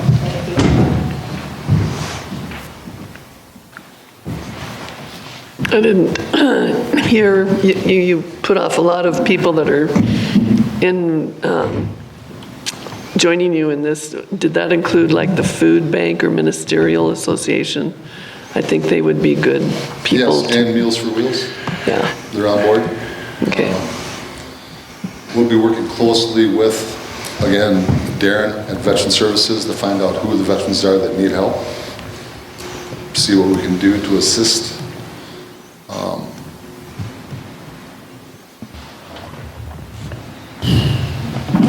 I know what you've done already, some very dire situations, and I give you big kudos for what you're doing and what you've done already, so.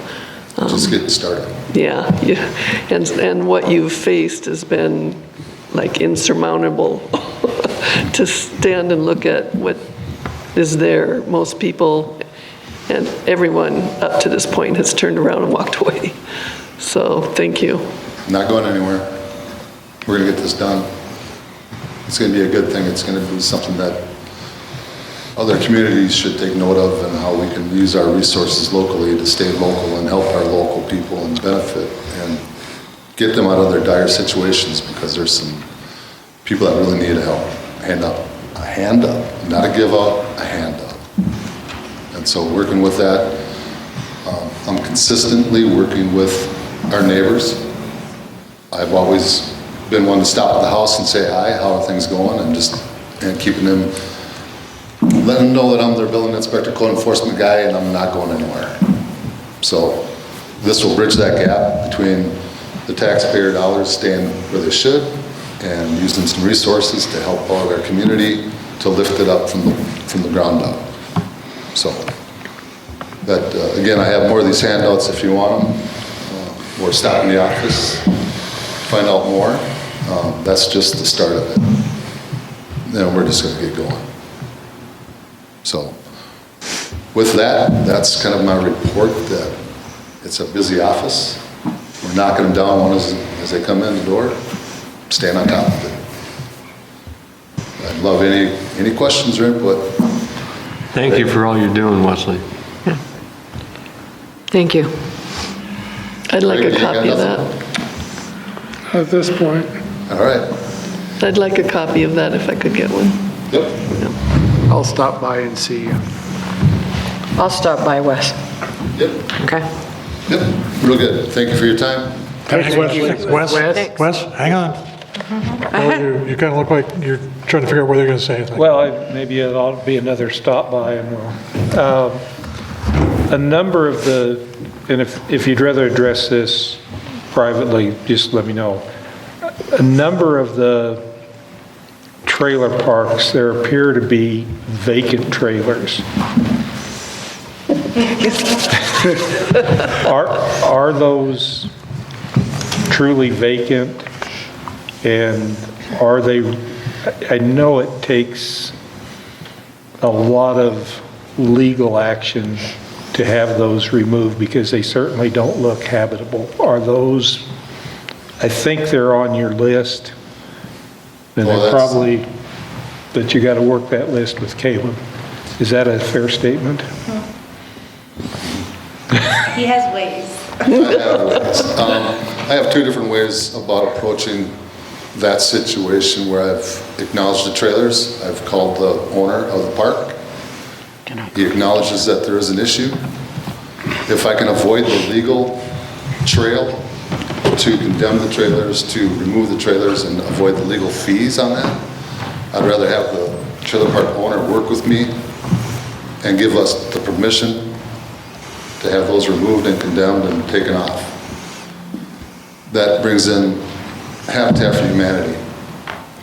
So that when we identify a trailer park that's in non-compliance and we start removing trailers, I would like to take that plat and use that for habitat housing at 0% interest for some affordable housing for hot springs.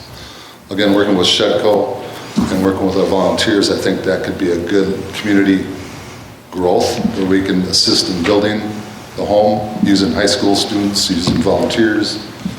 We can do that here in Hot Springs. I'll also be, with permission of the mayor and Ariel, taking 5 hours of training for habitat so that we become a satellite of Rapid City's Habitat for Humanity, so that when I identify somebody that needs help, we can qualify them through their applications, get approval, but use our resources in Hot Springs to benefit Hot Springs without waiting for Rapid City to come down and help us. So we're going to streamline that process. Back to the trailer court. We also have some other options come into play that if we can offer, maybe get them, buy them out, buy that trailer court out, get them to move on and use that for low-income housing, fix up some of the trailers, or bring in habitat housing or governor houses. We do have 3 governor's houses on slot. 2 of them are full, coming in soon. The 3rd one's being built. So we'll have some governor's houses, and then we're going to get Habitat going with their home program, where they can assist a homeowner in a trailer that's on a fixed income, repair their trailer, fix the trailer, keep them in that fixed income affordability without moving them into something mortgage. They just can't afford to go from a trailer to a mortgage. It's not good. So to fix that, we're going to fix the trailer, bring it up to date, bring it up to code, bring it up to compliance, using our resources that we're going to have in Hot Springs. And we're not going to wait for Rapid City. We're not going to wait. Well, get it done. I appreciate the fact that you have a strategy, and it's beyond, your long-range plan is beyond what's for lunch, and your strategy isn't whack-a-mole. So thank you for having a plan and having a strategy. You're a great asset to the city. Thank you. No, thank you. It's going to be, I'm excited. I love it. So are we. So. Thanks, Wes. That's all I got. Thank you. Have a good night. No, hang on. He's trying to run away. I want to thank you for everything you're doing. Since I've been involved in city government, we haven't seen anything like this. This is huge. I remember when you interviewed for the position, you certainly bring the building inspector credentials with you. When we talked about code enforcement, you kind of acknowledged, okay, that's part of the job.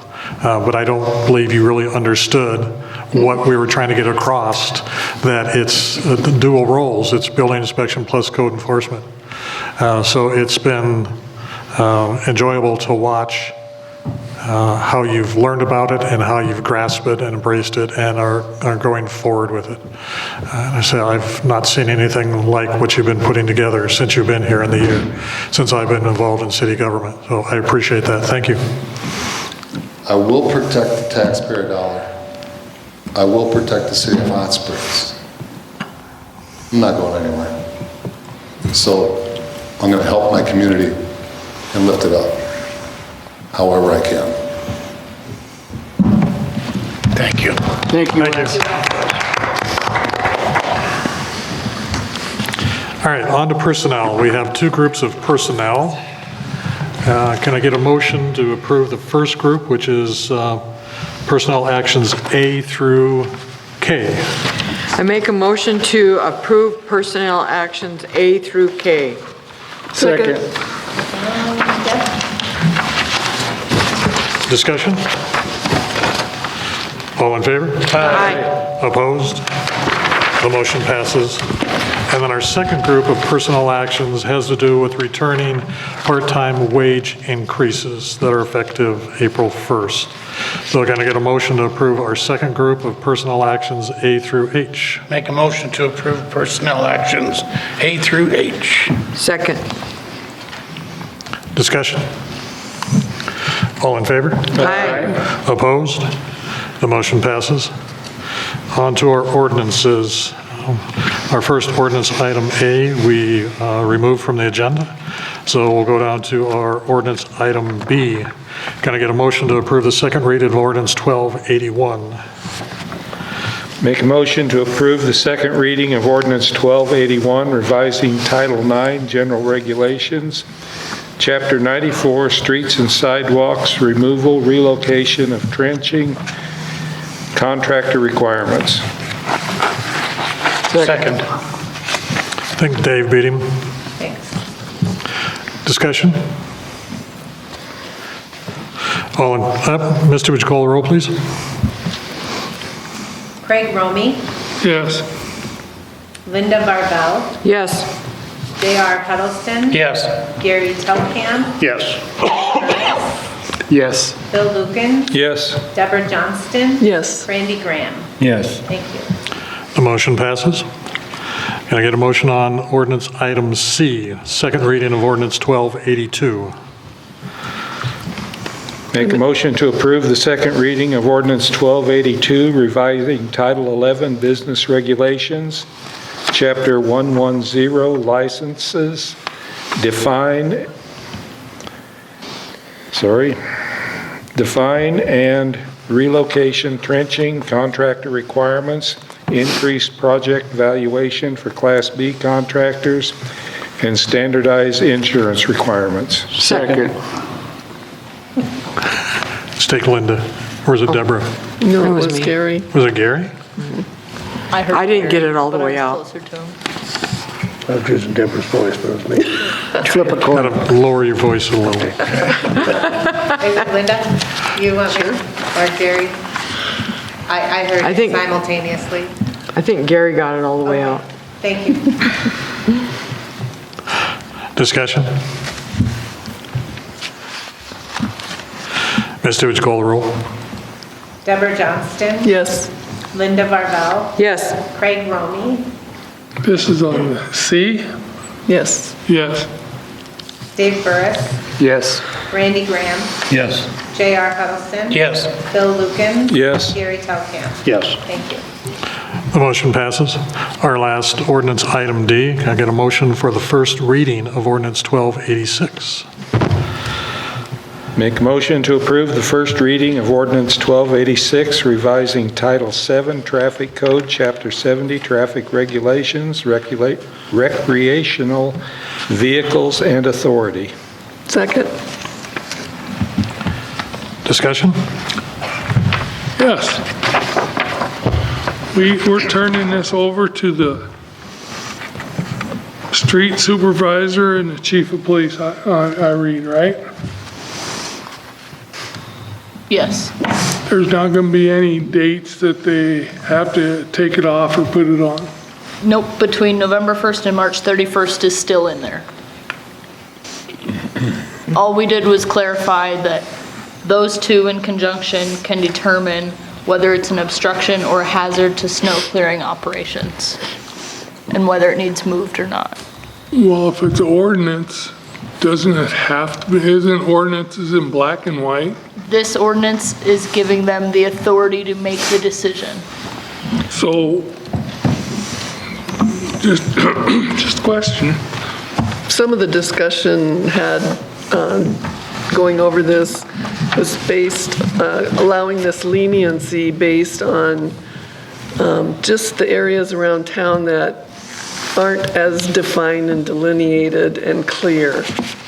You know, there's parts of the street that are grass up on 4th Street.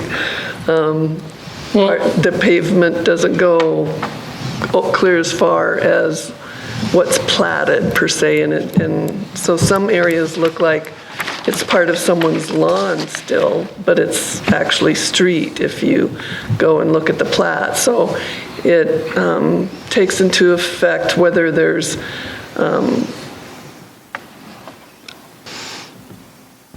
like line of sight problems or the plowing, being in the way of plowing. Some of those places, neither of those would be a problem. So it just allows for a little bit of leeway because of what's around town. Okay, I'll finish asking my questions, thank you. So, I talked to Ariel today. Like, say for instance, it's January. We said, a couple of these trailers don't need to be moved. We get one of those snowstorms that we've had, up to 2 feet of snow, 30 below, 20 below. And then they decide the trailer or whatever needs moved. So we're gonna have this homeowner go move this trailer with 2 foot of snow, 20 below, he's hooking up a trailer and trying to find out where to put it. We're going to be making the determination in early November when the ordinance first takes effect, and we'll ask them to move it then if it's a hazard. And if they don't put it out until the snowstorm, then yeah, we'll go talk to them during the snowstorm. But if they've had it out since November and it wasn't a hazard then, why would it be a hazard in January? Might not have been a hazard because there was no snow on the ground in November. We're considering the snow when we make that determination. You know, I just state that ordinances are black and white. If it says it has to be off and I said I wasn't going to talk about this because Dave and I both are tired about arguing about this ordinance. But ordinances are black and white. If it says it's got to be off the street in November, it needs to be off the street in November. I'm sorry. Well, the last one said May, and that wasn't black and white either. That gave the same discretion this one gives with a little bit of clarification for who's in charge of making that determination. Okay. That's all I got. My comment will be this: in the last as many years as I've been on and off here, this one item that we are talking about as of right now has probably been on every other term and I'm on here. And I can guarantee that this will be revisiting whoever in the future. That I can guarantee. Because we've never come up with a ordinance that sufficed everybody's needs. And I don't think there is one. Other than just a black and white time limit, and that's that. And it's not against anybody's. I'm just saying that we have done this, I can't even tell you how many times. And this will come back to be revisited again. But the argument ongoing over this, I'm willing to go ahead and try this. But like I said, it will be coming back.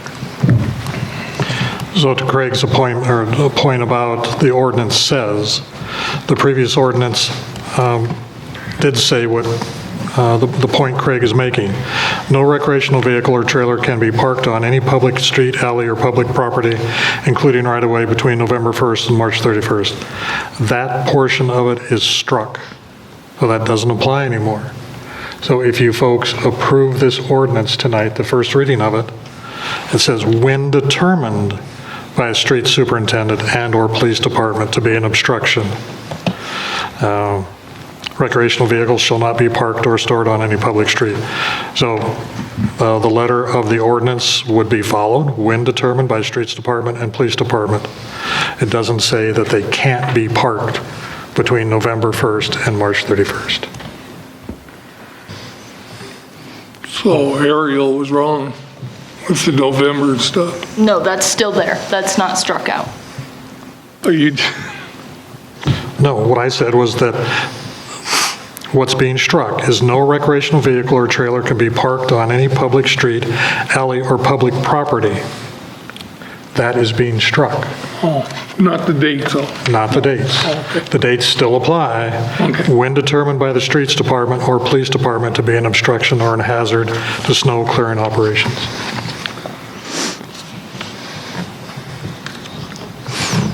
Anyone else? Misty, would you call the roll? Bill Lukens. Yes. Deborah Johnston. Yes. J.R. Huddleston. Yes. Gary Telkamp. Yes. Linda Varvel. Yes. Craig Romy. No. Dave Burris. We'll give it a shot, yes. Randy Graham. Yeah. Thank you. The motion passes. On to our resolutions. Can I get a motion to approve Resolution 2026-13, a resolution of support and authorizing submittal? Make a motion to approve Resolution 2026-13, a resolution of support and authorizing submittal of a South Dakota Recreational Trails Program grant application to aid in financing Hot Springs Historic Staircase reconstruction. Second. Deborah? I got it. Discussion? Ariel, is there anything you want to add? I apologize. I should have put the actual dollar amount estimated for that 20%, but I didn't want to lock us down to a dollar amount if those bids come in higher or lower. So for all three staircases, our estimated share is $214,924. I'm highly doubtful we get the other $859,000 of it all at once, but even if we can get a part of that and just do one staircase, I'm hopeful, so. And as Ariel's talking about the staircases through Public Works, and I believe safety also, we identified that the stairs by the Episcopal Church are the first stairs that need to be addressed. Then the ones by the fire department would be the second ones that would need to be addressed. And then the ones leading to the museum would be third on the list, pending how much money or assistance we would get. Is this something we're going to start right away, or putting out on bids, or what is it? Well, so the deadline to apply for the grant is this week. This resolution will authorize me to apply, and then we won't know the funding until early summer. But if come budget time, you guys budget $214,000, that gets us at least one staircase done with no grant money, so.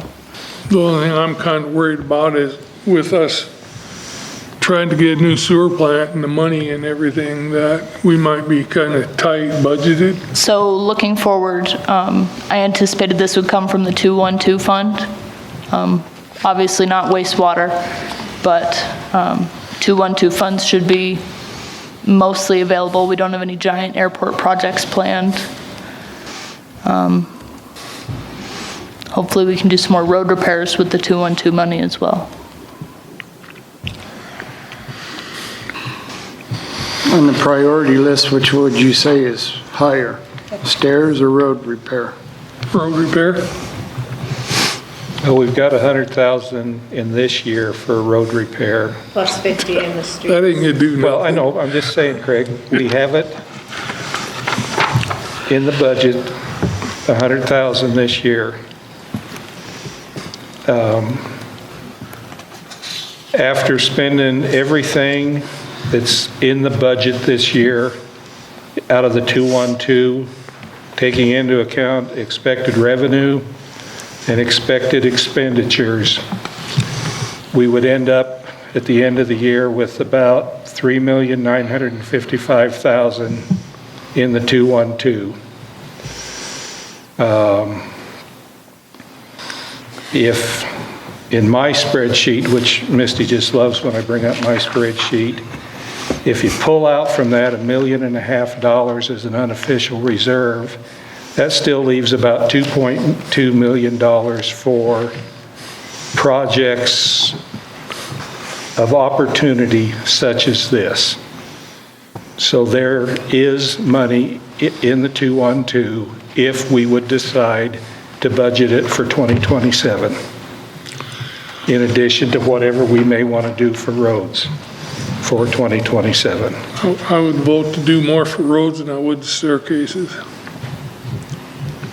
I'm But that's just I'm me. not going to have a budget hearing, I'm just saying the 212 isn't broke. I understand what you're We saying. do all of it. I understand what you're saying. Those stairs have been down way longer than they should have. They are used. for They're used a emergency lot. services. And I was walking down on Centennial Park, and I saw 6 people coming down that stairway.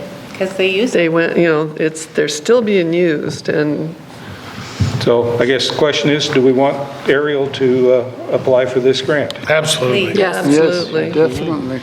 Yeah. Any other questions? Misty, would you call the roll? Don't need to. All in favor?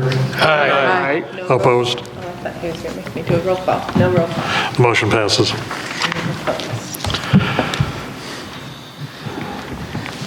On to our last resolution. Can I get a motion to approve Resolution 2026-14, amend the fee resolution?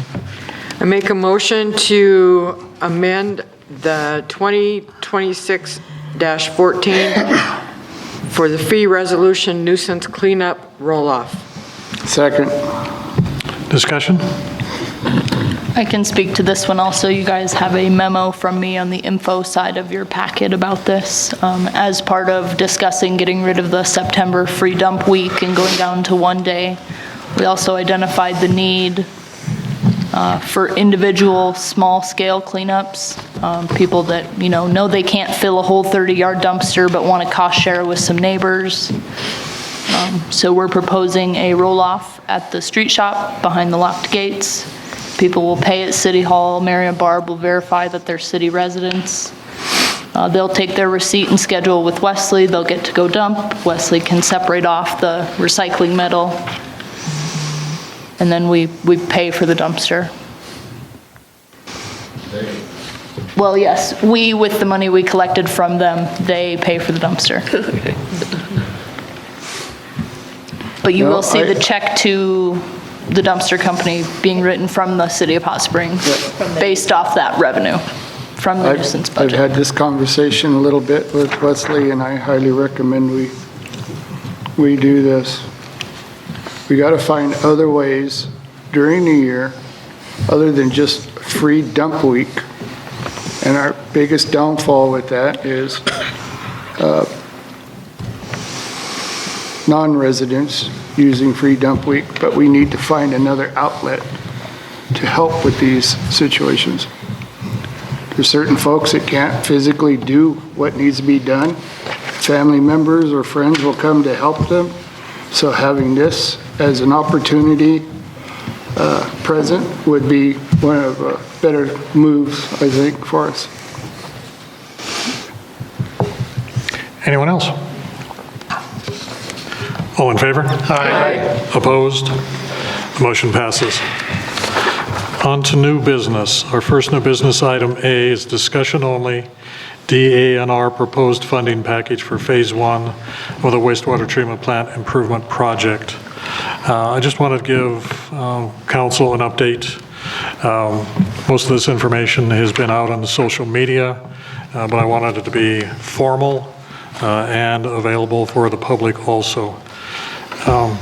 So Ariel had sent you an email about the funding package that the state approved.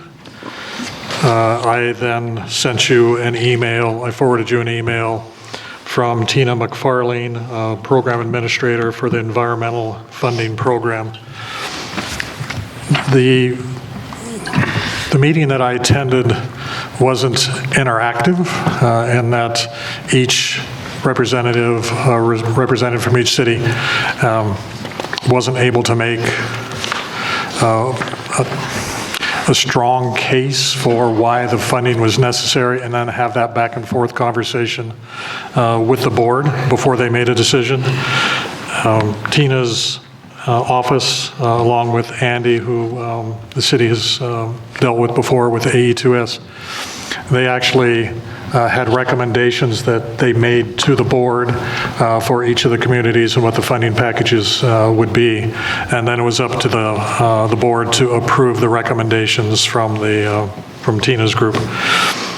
So when we came back, because there wasn't an opportunity to ask questions at the time, it was very time constrained and moving forward. The question in talking with Misty and Ariel, the questions that were still hanging for us was how did they arrive at the decision for the funding package that they approved, and what could the city do in the future to place ourselves in a better position to get funding assistance.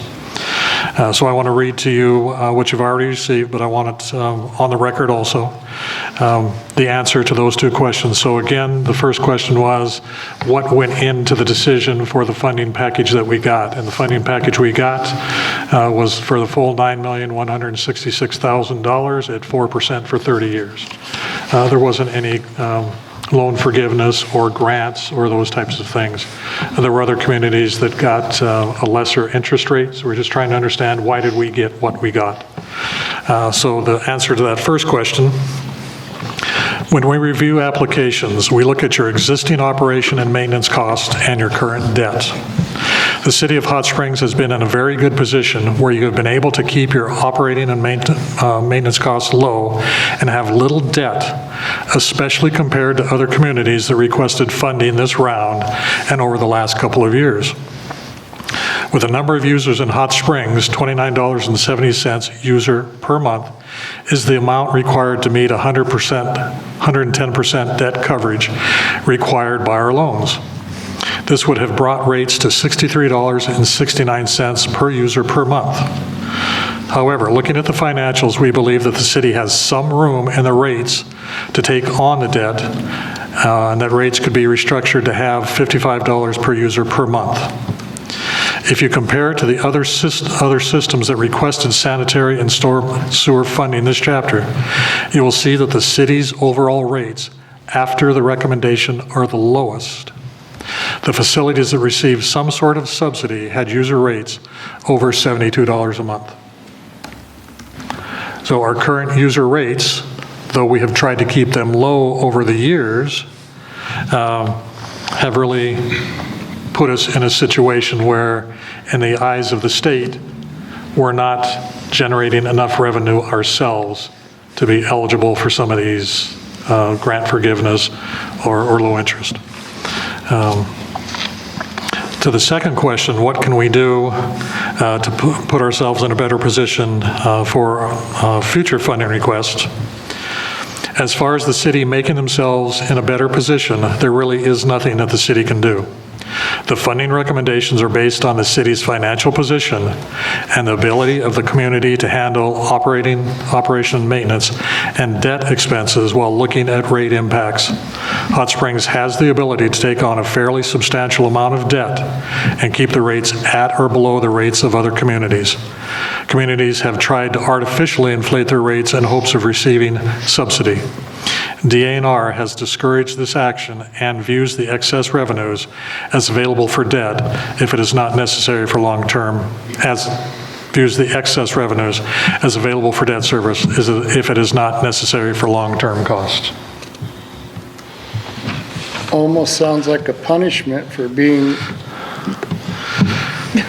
prudent, good stewards of our community's money.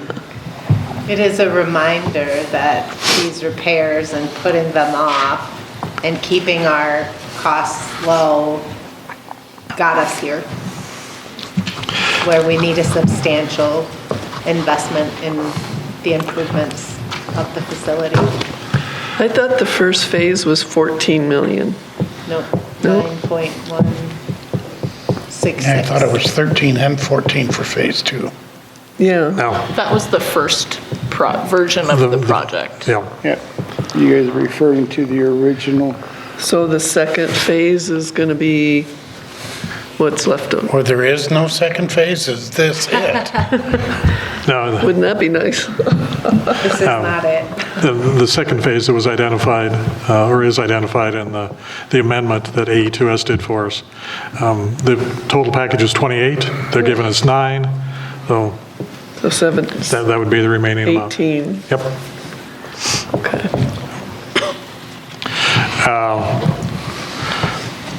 We were told, or I was told, that on the day of the hearing, the meeting, that the state typically sends out the award letters within a couple weeks. So I'd mentioned to Misty and Ariel this morning that hopefully we'll be seeing our award letter maybe the end of this week, next week. We're working with, when do we meet with the Romies? On Thursday? Thursday. To work out the agreement for the lagoons and the land out there for the new design. So we're working through that. Then we're also we'll be working with the bond company to get together the funding. Still going to be a bit before we're able to get an actual funding package in front of you for your approval. I did reach out and get rates from Colliers to see if we didn't go with this offer at 4%, what they would be, and they're around 4.5%. So at least it's lower than what we'd get on the open market for funding at this time. So if this state could give us help on the second phase of this project? Do we know? No, we don't. Or do we have to borrow that too at the 4.5%? I would bank on borrowing the whole thing. That is what we shared initially, worst case scenario if we were to have to self-fund. That's where the $90 to $100 came from, is if we get no assistance at all. But we won't know until we make our next funding application, where we're going to be. I know I haven't heard, but how long do they think this is going to take to build the sewer plant, the whole project? The first phase, a year and a half, 2 years? And as far as construction time, Craig, I'm not confident in sharing what that might be. They have talked about it could be upwards of a year just to design it. And then they're gonna keep operating this plant while the other one's being built? They've never talked that with us, so I don't know. That was my understanding. Yeah, they talked a little bit about phases around different parts as we were. They're also talking about tearing this building down, and the other one will be where this one was one, because they're gonna use part of this building. So, that's why I said, I guess They'll figure it out. It's their job. Misty, I think I've seen these figures someplace, but do you know what the interest is going to be on $9 million over 30 years? For About as much as the loan. Is this I loan? think I shared that by email with you. I think you did. I'm sorry, I don't have the numbers exactly, but we'll be paying about double for the Yeah. 9.1 million. with the- Are there any provisions in this loan for early principal payments? With our previous loans of this nature, we were allowed to pay them off early if we were allowed to, but since this is a surcharge, they would adjust our surcharge throughout if we were exceeding. So say that we get to a point where we're building up excess cash, we could apply that and then they'll adjust our surcharge. So this surcharge goes away when this debt is paid off. Right. So basically an in-run amortization of your loan. Town grows and we have more people that are paying it, then they'll lower the surcharge. And they're the ones that are designating for us what that has to be. The city paid Outfall. MRF off early. Yeah, and the outfall line was a sewer-related loan through SRF that we paid off early too. Where are we at on the legislative bill on additional sales tax? Did that pass or for special projects? Yes, it did. It passed. Yeah. Half cent or 1 cent or Half a cent. half cent?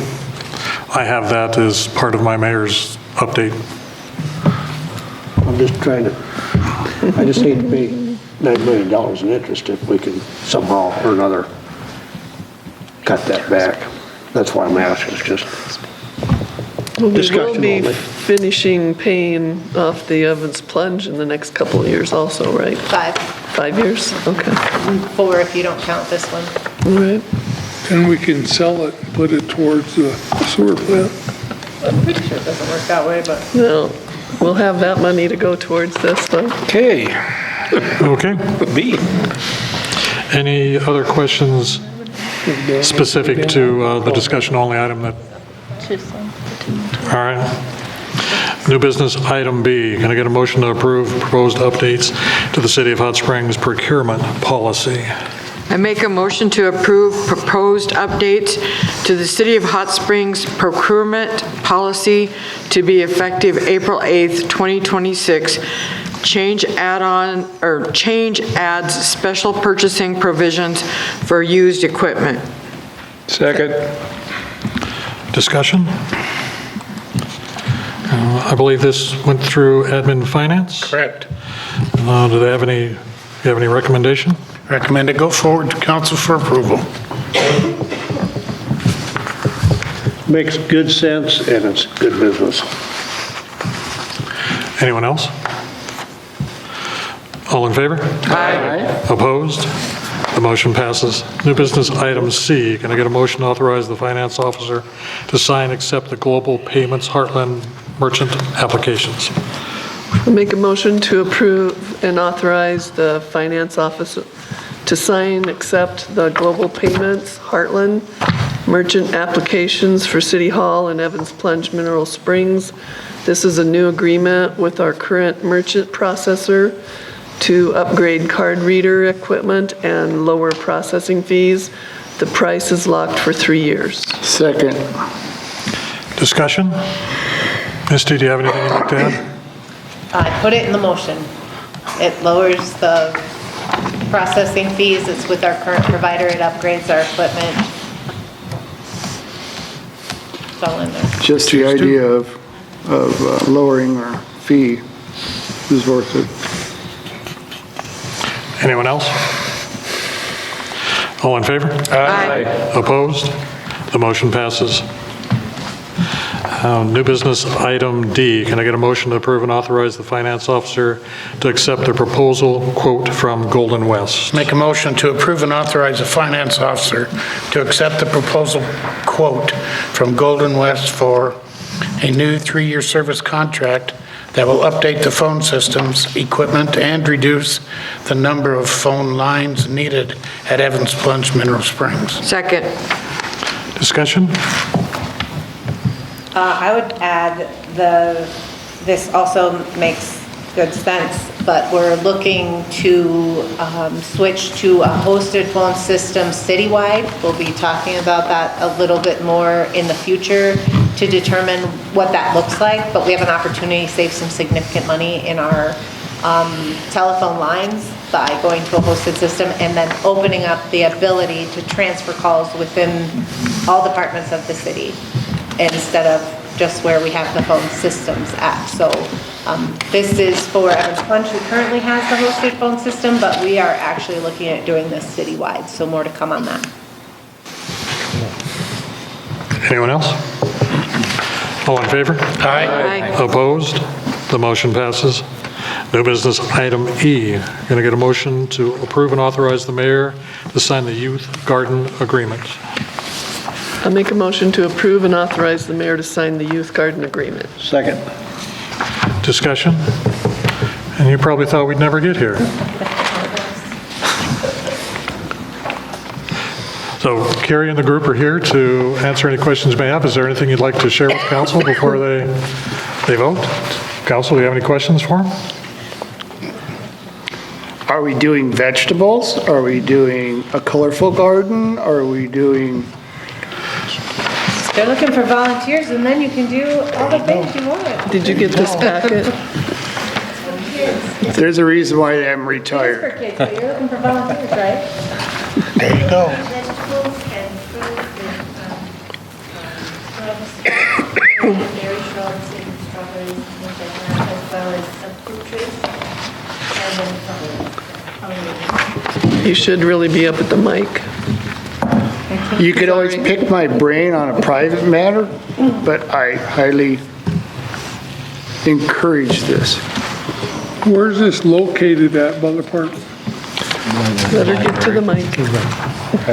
The last page of the agreement has a map showing that area. Oh, there's 2 pages. Do you want to say my name? Oh, sure. Yeah. Jerry Pyle and Mary Kate Nelson. It's off a little. Your address? Hermosa. Custer County. We're here to talk about the youth garden in Hot Springs, the Seven Sisters Youth Garden. And I think, Mr. Burrows, you and I had a chat when we started the community garden. Yep. I think you were the first council member I talked to about that. Yep. So your question was, what are we planting? Being it's a youth garden, I was wondering, what are you going to start them off with? Candy cane plant. Well, it's better than lemon drops. If you see in the sheet that I handed out, or was passed out too, there's areas in the garden. It won't be specific plants, it will be more garden areas. A sensory garden, an alphabet garden, a sundial garden, and then the plants in those gardens will coincide with the theme of the garden. But this year, we're hoping to plant a vegetable garden to start off. I don't know if anybody's been up to the area by the library. We've got the hydrants in, and we've got the ground has been plowed and rototilled. So we're about ready to have some dirt brought in. And with some of that dirt, we'll have a garden that will be vegetables. And we have some volunteers. We did have a meeting in, what month was it? March. And we invited the public to come, and we had a good turnout. We had about 35 people, including the city Parks and Recs woman, Gabby, I don't remember her last name. But just to promote the garden, and so that people will know about it. And so we do want to plant that small garden this year. We'll fence it and then have people to water it. And so we will start out with a vegetable garden. Okay. In the future, in the hopes we'll get a high tunnel in place of that garden so that we'll be able to extend the growing season.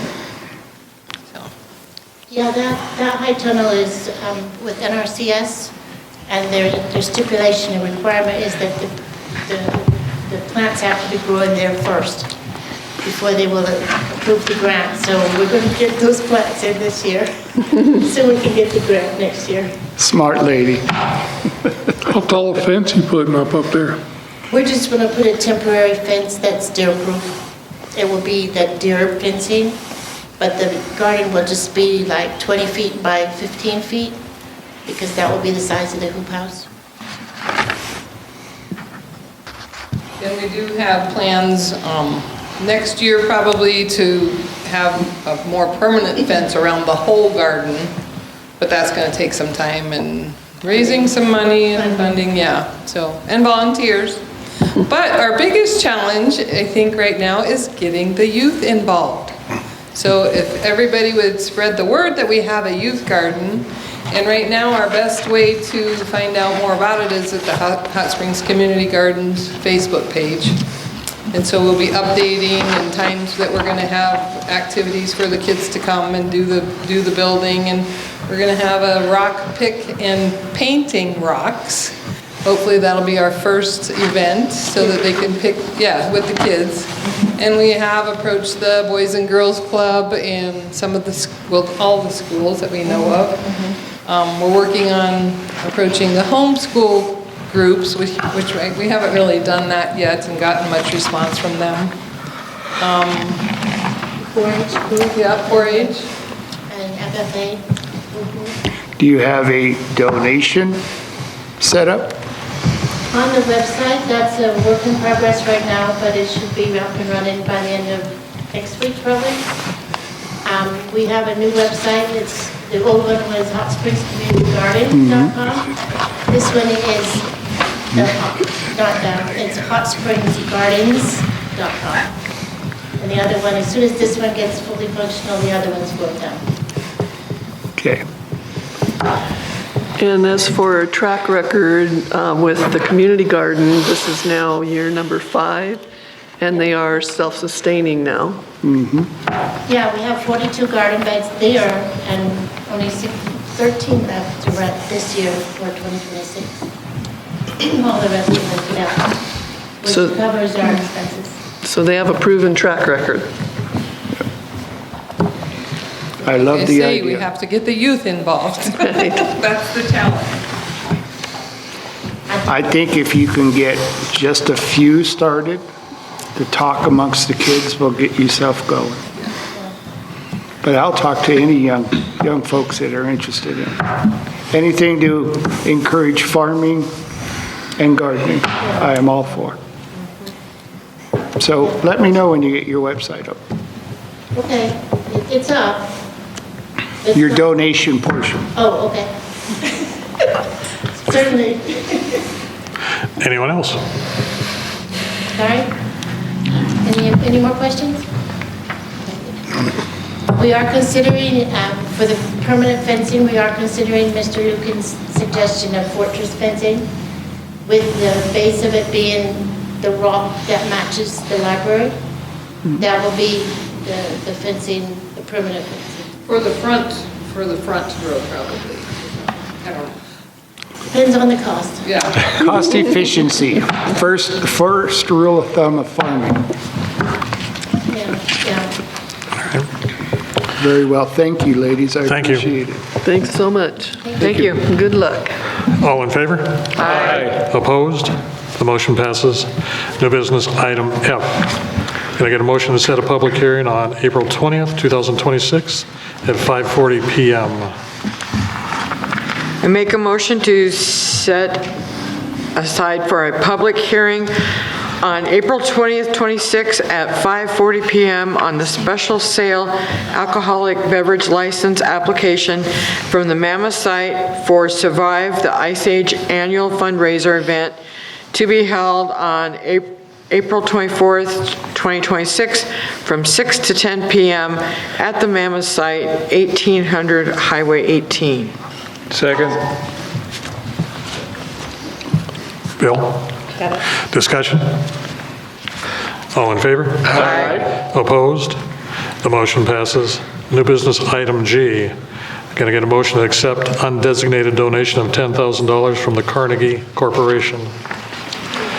Make a motion to accept undesignated donation of $10,000 from the Carnegie Corporation in celebration of the 250th anniversary of the Declaration of Independence, to be used for any purpose identified for the benefit of our library and community. Second. Yeah, Gary, but he's closer to me, so, We'll go with Gary. all right. Discussion? All in favor? Aye. Opposed? The motion passes. New business item H. Can I get a motion to appoint Vicki Wetzel to Historic Preservation Commission for a 2-year term? Make a motion to appoint Vicki Wetzel to the Historic Preservation Commission for a 2-year term, 2026 through 2027. Term varied to assure no more than 1/3 of the terms expire in any given year. Second. Discussion? All in favor? Aye. Opposed? The motion passes. New business item I. Can I get a motion for a travel training request from Assistant Finance Officer Rebecca Rathburn? Make a motion to approve a travel training request from Assistant Finance Officer Rebecca Breton to attend SDML, HR, and FO schools.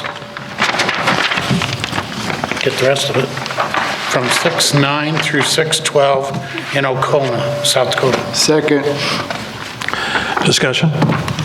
She did apply for scholarships for both events. Our experience with those scholarships is that first-time attendees are prioritized. So we are looking to help reduce the cost to the city, and we understand that it's a big expense, but we see significant value in the training offered. Anyone else? All in favor? Aye. Opposed? The motion passes. New business item J. Can I get a motion for a travel training request from City Administrator Ariel Allison? Make a motion to approve a travel training request from City Administrator Ariel Allison to attend Great Open Spaces City Manager Association, GOSCMA, conference from 5/20 to 5/21 in Deadwood, South Dakota. Second. Discussion?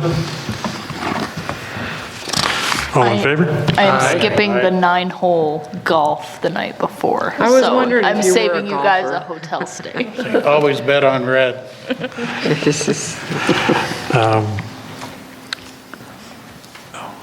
So all in favor was? Aye. Opposed? The motion passes. New business item K. Can I get a motion for a travel training request from City Administrator Ariel Ellison, Finance Officer Misty Summers Walton, and Assistant Finance Officer Rebecca Rathburn? Are you guys having a spot day or what?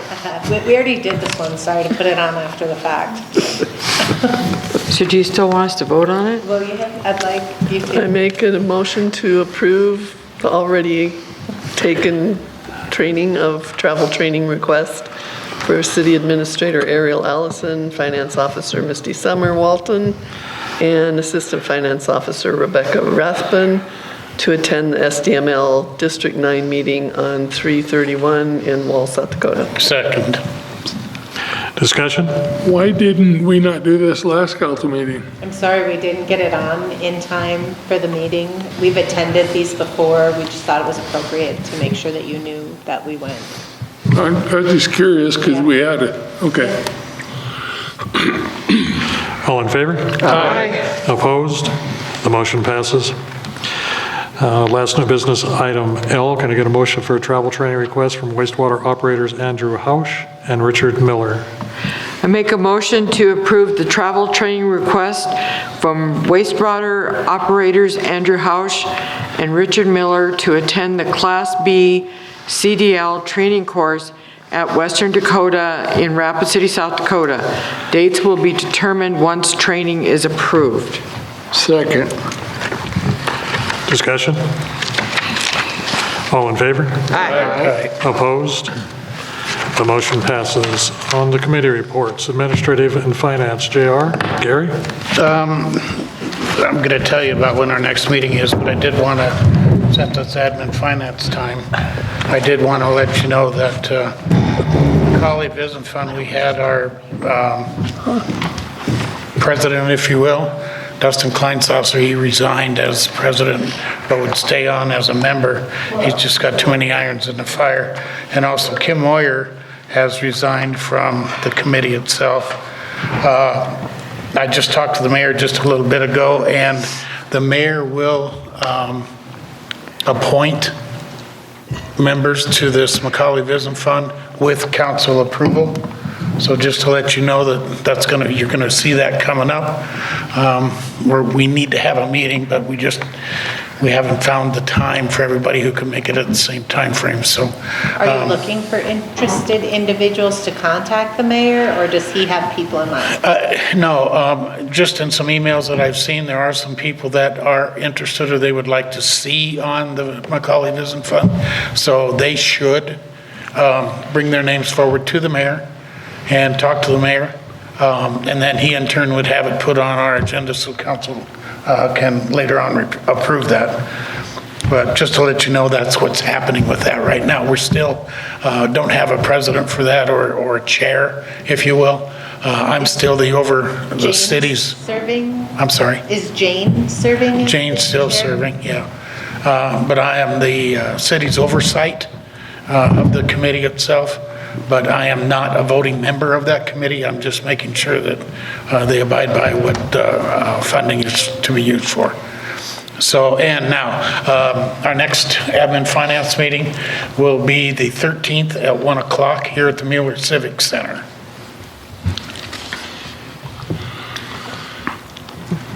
In his absence, Custer Fall River Regional Waste Management is next. Oh, that's me. Yep. Our meeting was April 2nd at 6 o'clock here at the Mueller Center.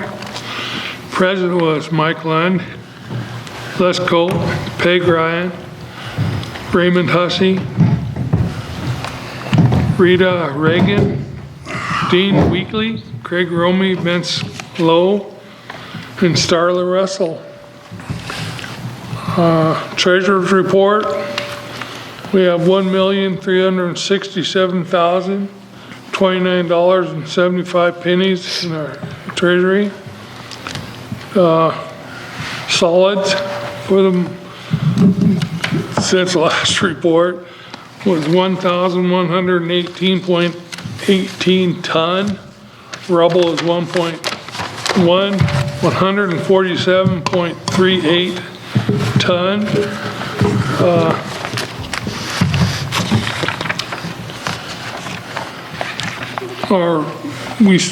We spent since January 1st through March 31st, $114,299.82 on all of our bills and everything.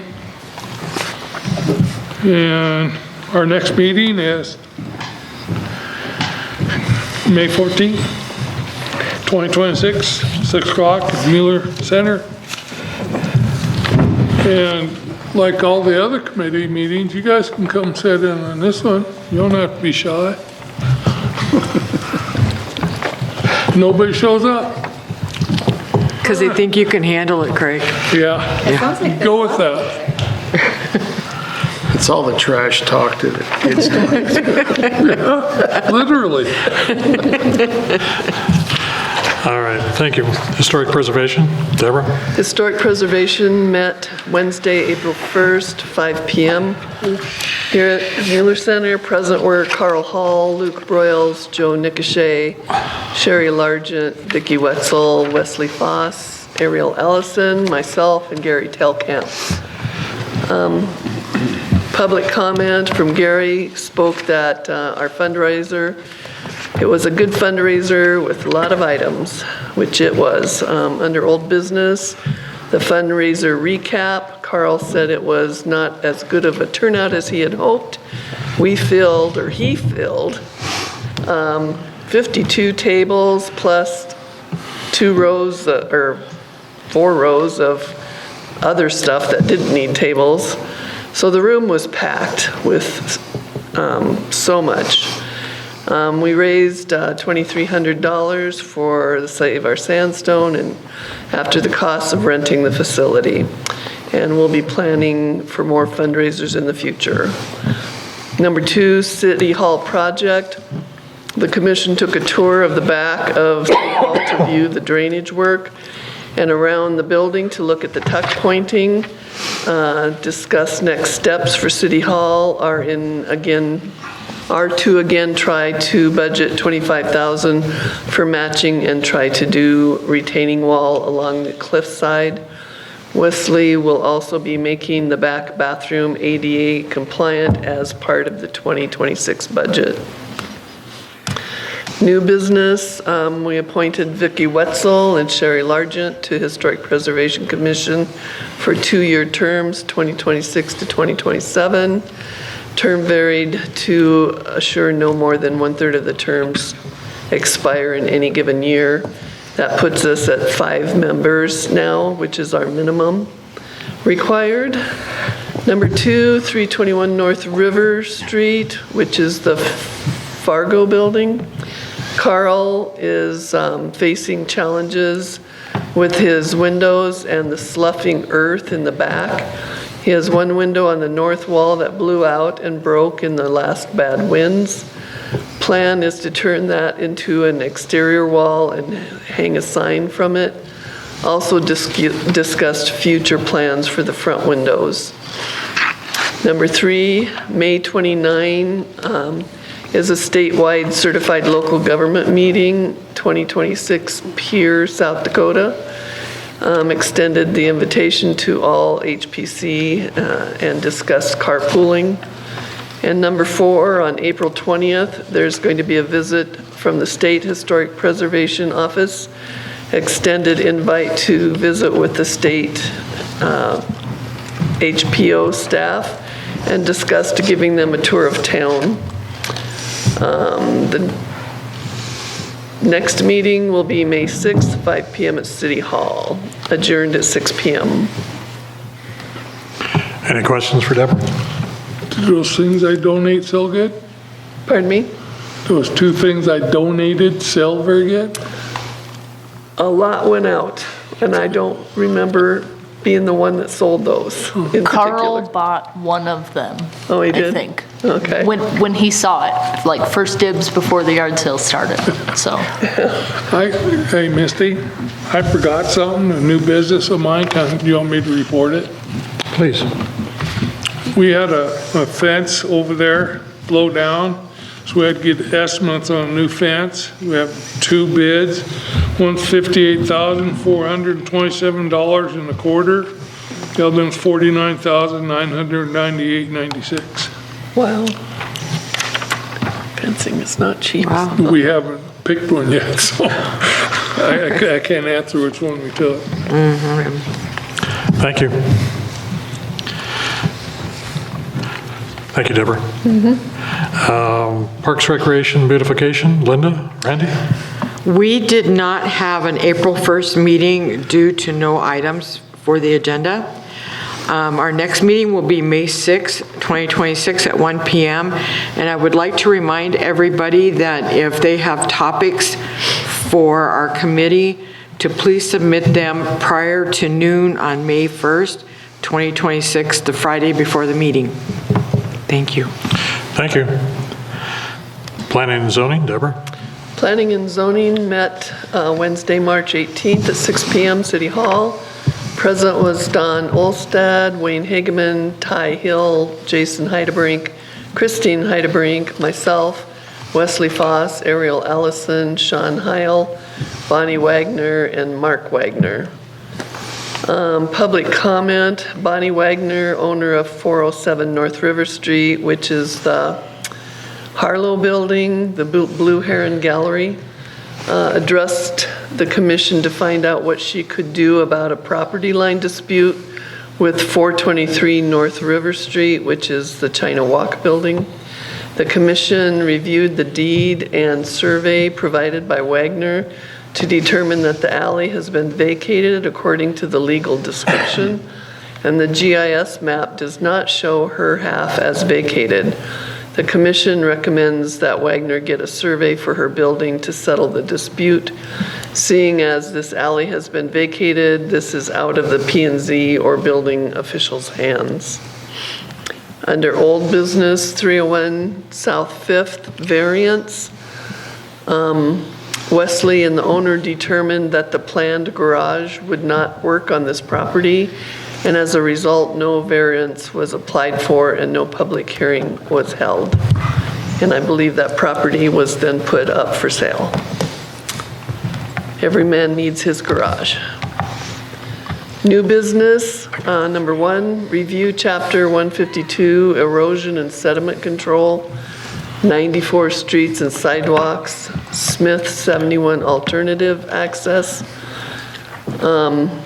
Determine that, and this is a road, the new road that goes across from Highway 71, across kind of from the ambulance, the hospital ambulance. It's across the road from there that goes to the new Maverick Tire building that's in that back area. And it's actually private property that it cuts across. And so it was determined that everything we need to handle this property is already in the ordinance. It becomes a matter of knowing them and enforcing them. Commission reviewed multiple ordinances and determined that if this access is considered a driveway, 155.049B will require it to be a hard surface of either concrete or asphalt, and must submit a site plan for the building official. If this were determined to be a road, it would also be required to be paved and meet all road, curb, gutter, and grading specifications of Ordinance 154. Both scenarios require a site development plan and permitting.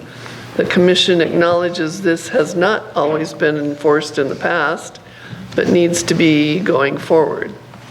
City administrator, building official, and public works engineer will draft a letter to the property owner outlining these requirements.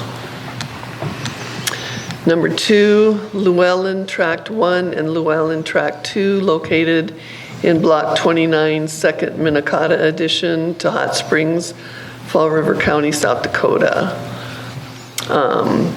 This is up at the top of Minnetonka Avenue on the right-hand side, just before you enter the state vet's home.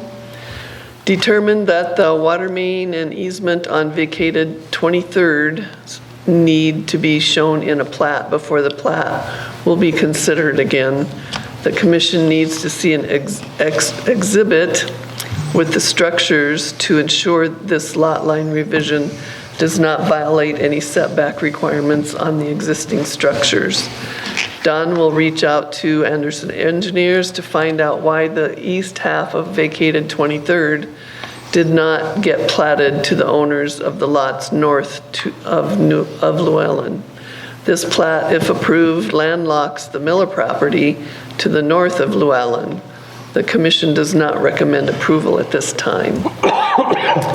Under staff commission member comments, discuss the drainage issues at the Wilson Watts property line. This is off of 71, the storage units of Watts and the RV park of the Wilsons.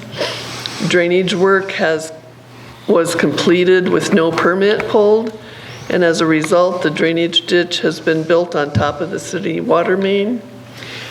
Determined building official will meet with both property owners to discuss a solution to move the ditch. Also discussed a possible ordinance change to require privately funded main extensions go to the far end of the property, not the near end. This prevents the property owner number 2 from extending the full length of property owner number 1's lot and passing the burden on to the next property owner. The next meeting will be April 15th, 2026, 6 p.m. at City Hall. And we adjourned at 8 p.m. Any questions for Deborah? Thank you. Safety, Bill, JR.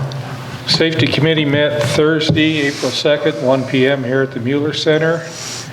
Present were JR, myself, Gary, Mayor Nelson, Chief Norton, Officer Brandon Peterson, City Administrator Ariel, Safety Coordinator Tracy Bastian, Golf Course Operations Manager Jason Happy.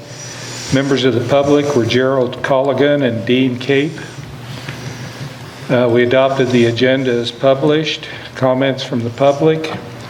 Gerald Colligan and Dean Cape, representing the United Churches and Masonic Lodge, provided maps and additional information regarding areas of concern to the west of those buildings that could benefit from fuels mitigation grants if such grants were available.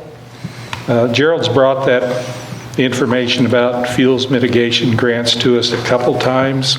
We don't believe those grants are available. I've since reached out to South Dakota Wildland Fire. The information that Gerald gave us, I'm waiting for a call back from Lane to see if those grants are in existence. So we'll report back to Gerald and Dean when we hear something. Under old business, we talked about 2026 deer harvest access zones. The committee discussed with the golf course representative the plan to include 2 golf course zones in the 2026 city access archery hunt. There were no concerns, so a resolution will be prepared for council to allow a city access hunt similar to the 2023 hunt. In 2023, there were a couple of concerns expressed by Boulder Falls residents that were not aware of the hunt. The committee will work with the Boulder Falls Property Owners Association to inform their members of the hunt this year. Regarding South 16th Street and University Avenue lane designations, Chief Norton has verified with the State Patrol that the southbound 16th Street right lane should be straight and right turn only, and the left lane is a left turn only. And the right lane of westbound University starting at the flashing school zone light should be right turn only. Per the State Patrol, this plan aligns with the Manual of Uniform Traffic Control Devices. And so the city administrator is going to take an action to make sure those lanes are marked as such. Under new business, Title 7, Chapter 71.04, bicycles. We discussed the reported e-bike safety issues on the Freedom Trail. The committee discussed a variety of solutions to the problem of speeding bicycles, be they regular bicycles or e-bikes on the Freedom Trail that do not warn pedestrians of their presence. We considered banning all bikes from the trail, but felt that this would not only be difficult to enforce, but if riders did comply, it would place them onto the roadways, which would create additional hazards. To address the problem, the city will attempt a general public information and education effort, and the PD will look for opportunities to initiate one-on-one contacts with specific riders of concern. Under staff reports and updates, Chief Norton gave an excellent update on what's been going on in March. So they had 560 calls, 150 of those were traffic stops, 135 were extra patrols, 29 of those were the continuation of service calls that he talked about. 51 of the 560 calls, or 9.1%, were in the high-risk categories. Under the safety coordinator update, there were no accidents to report. They're continuing with their training plan. And on April 29th, Reserve Officer Phil Shively will provide an abbreviated de-escalation training to the city workers. Under committee member comments, Tracy Bastian informed the committee that the seat planes have been out at the airport since the beginning of March. I reported that at the April local emergency planning committee meeting that a National Weather Service meteorologist provided a weather outlook. And I wanted to share that with the public and the council of what the Weather Service thinks we have to look with so that we can all be aware and be extra careful. That March was supposed to be our good opportunity for moisture, and we all saw how that went. April's our next best chance for moisture, but the forecast for this month is above average temperatures and dry. Because of the windstorms over the past few months and the dry conditions, they expect that the healthy trees that we do have in the forest could also burn this year. And they're going to contribute to the fuel loading. They do expect a lot of dry lightning thunderstorms with little rain, or if it does rain, the rain's not going to reach the ground. They expect these storms, they often collapse quickly, which results in winds up from 50 to 60 miles an hour and could last from 15 to 20 minutes. And this, of course, adversely impacts the fires that are started by the dry lightning. So that was about as much good news as we could stand from the National Weather Service. Also at the LEPC meeting, we were informed by the emergency manager that in order for us to use the backup generator that was originally slated for the wastewater treatment facility. In order to use that here at the Mueller Center, an amendment to that grant will have to be submitted. Tracy reported that the blind driveway sign that was requested for the Hammond Avenue has been installed. And Ariel and Chief Norton reported that the line of sight issue on South Dakota was reviewed. The intersection of concern is controlled by a stop sign, and it was determined that no action was needed by the property owner. There were no employee safety concerns reported. We adjourned at 2:37 p.m. and our next meeting will be Thursday, May 7th at 1 p.m. JR, anything you want to add? I have nothing to add. Good job, Bill. Any questions for Bill or JR? A little clarification. Go ahead, Deb. A little clarification on that Dakota and 14th. At that stop sign, you can't see what's coming from the left because of overgrown bush on that corner. Looking to the left, that's what the problem was. So it might need to be reevaluated. Okay. When you sit at the stop sign facing south, you look to the left and on that corner, there's a big evergreen bush that is too high. You can't see what's coming from that direction. We'll take another look at it. And I can assert that she is correct, because I live on Dakota. Okay. And just a comment for your, in the United States, certain cities and other cities in the world, actually, if there's a shared space for walkers and bicycle riders, is usually a requirement to have a bell. So if you're coming up on somebody walking and you're on a bicycle, you ring your bell. And that's what our ordinance calls for.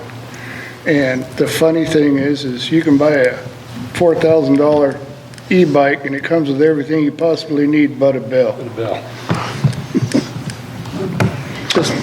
The two questions I have, the fuels behind the church in that place, that, are you talking about that hillside and that draw going up? Yeah. I talked to Ariel one day about those people that have the old hospital. I had a taxpayer call me reporting that they seen him throwing a bunch of brush down in that draw. Did you ever do anything about that? I did not, because I determined that they were just putting it onto more of their private property. Down over the hill is theirs? It goes so far down the hill, and then there's platted right-of-way, and then it's the street runs where you can't. Yeah, I know. The Scout I'm talking Center. about, they're throwing it off to the north side into that draw. Their property, yeah, we looked at that, and at least on the GIS map, it's their property that he's pushing it on. But we're not doing anything because of fire danger? I agree, it's his property, so, but, you know, we make other people clean up their properties and stuff. We internally discussed how it should be resolved, and we just never really got a good resolution. Okay. Question number 2. Do we classify the Freedom Trail as a sidewalk? It is a trail. So. It's not a sidewalk. That was a discussion because yes, the Ordinance says nothing on a. no bicycles on a sidewalk. And the part of the discussion was, well, if you could enforce it and say no bicycles on the Freedom Trail, and then you put them up on the street, and now you've got maybe somebody pedaling at 5 miles an hour down North River or down Chicago Street. I remember this was brought up to put in ordinances. Some lady walked out of Ace Hardware and was hit by a guy's bicycle and put her in the hospital. The sidewalks, that's not an issue. Bicycles should not be on the sidewalk. The Freedom Trail, and the issue was... That's why I asked. Yeah, no, but the Freedom Trail is a recreational trail. And it's statewide registered as a trail, because we looked into that years ago, and I remember that being a description with the state. It is considered a. And that's what Mayor Nelson and I talked about one day, too. Yeah, and what we need is for people to be courteous and considerate. I don't know if there'd be a way for I think we'll the, get that solved sometime after the recreational vehicle parking issue. Well, and that goes along with common sense, which is pretty uncommon. would there be a possibility for someone at the school to educate the children on bicycle etiquette? I don't know who it, we're not sure it's kids. To be honest with you, Deb, on the few times that I've taken the dogs for a walk on the trail, it was adults. Yeah. And that's why we've asked Chief Norton that when they can, is keep an eye out for it. And it, you know, general public information, and please public, take this to heart, is good, but there's probably, like everything else, 2 or 3 people that are causing the hazard, and if we can identify them and address it, we might have a chance of addressing the issue. So with that, Or if they keep it up, they'll get their bell rung. I will turn my time over to Public Works. Well, March 31st at 1 p.m., Public Works met, and those in attendance from the council were Mayor Bob Nelson, Randy Graham, Deb Johnston, Craig Romey, and myself. From the departments, we had Tracy from Public Works and Jason from Wastewater Treatment. Excuse me. Wasn't a whole lot on the list. A lot of conversation, but not a whole lot on the list. New business, we discussed the Minnetonka Bridge project, which is behind, which a lot of people have noticed in town. Tracy Bastian actually got us up to date on what's going on, what some of their issues were, and we still have till November, is that correct? As its completion date, so it does not mean that they won't catch back up. But we also discussed the suspended sidewalk repair, and we're looking possibly early May. And if not, it'll be at the end of tourist season, which makes total sense. Public Works Director Tracy informed us about the tower for water meters and what they are, what state they are in as of right now, and the meters work well, if I understood this correctly and remember correctly, which that's probably the problem. But the tower is not actually up itself, right? Not yet. Correct. Okay. Because I've been asked about it, and I explained that, and they looked at me very dumbfounded, which I guess after thinking about what I said, I could understand. But anyway, that's where we are with that. Our next meeting will be in April the 28th at the Mueller Civic Center at 1 p.m. And everybody's welcome to come. Craig? Hope there's more than one thing on the list like last time. Well, it's the first time in a long time there's really only been one thing on the list. Yeah. As we discussed at the meeting, that's an easy fix.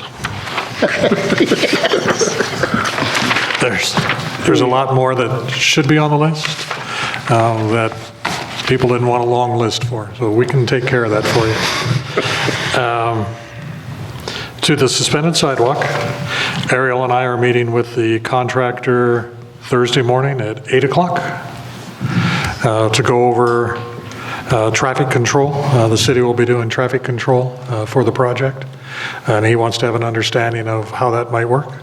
So it's looking like the work will actually begin before the tourist season, yet in April to be done. They were thinking 10 days to get the work done. So, good. We're still working towards it. And until we know for sure, we're still working it. Thank you for the update. You can always keep our fingers crossed. Do we have any updates on the flushing of the fire hydrants and checking those out?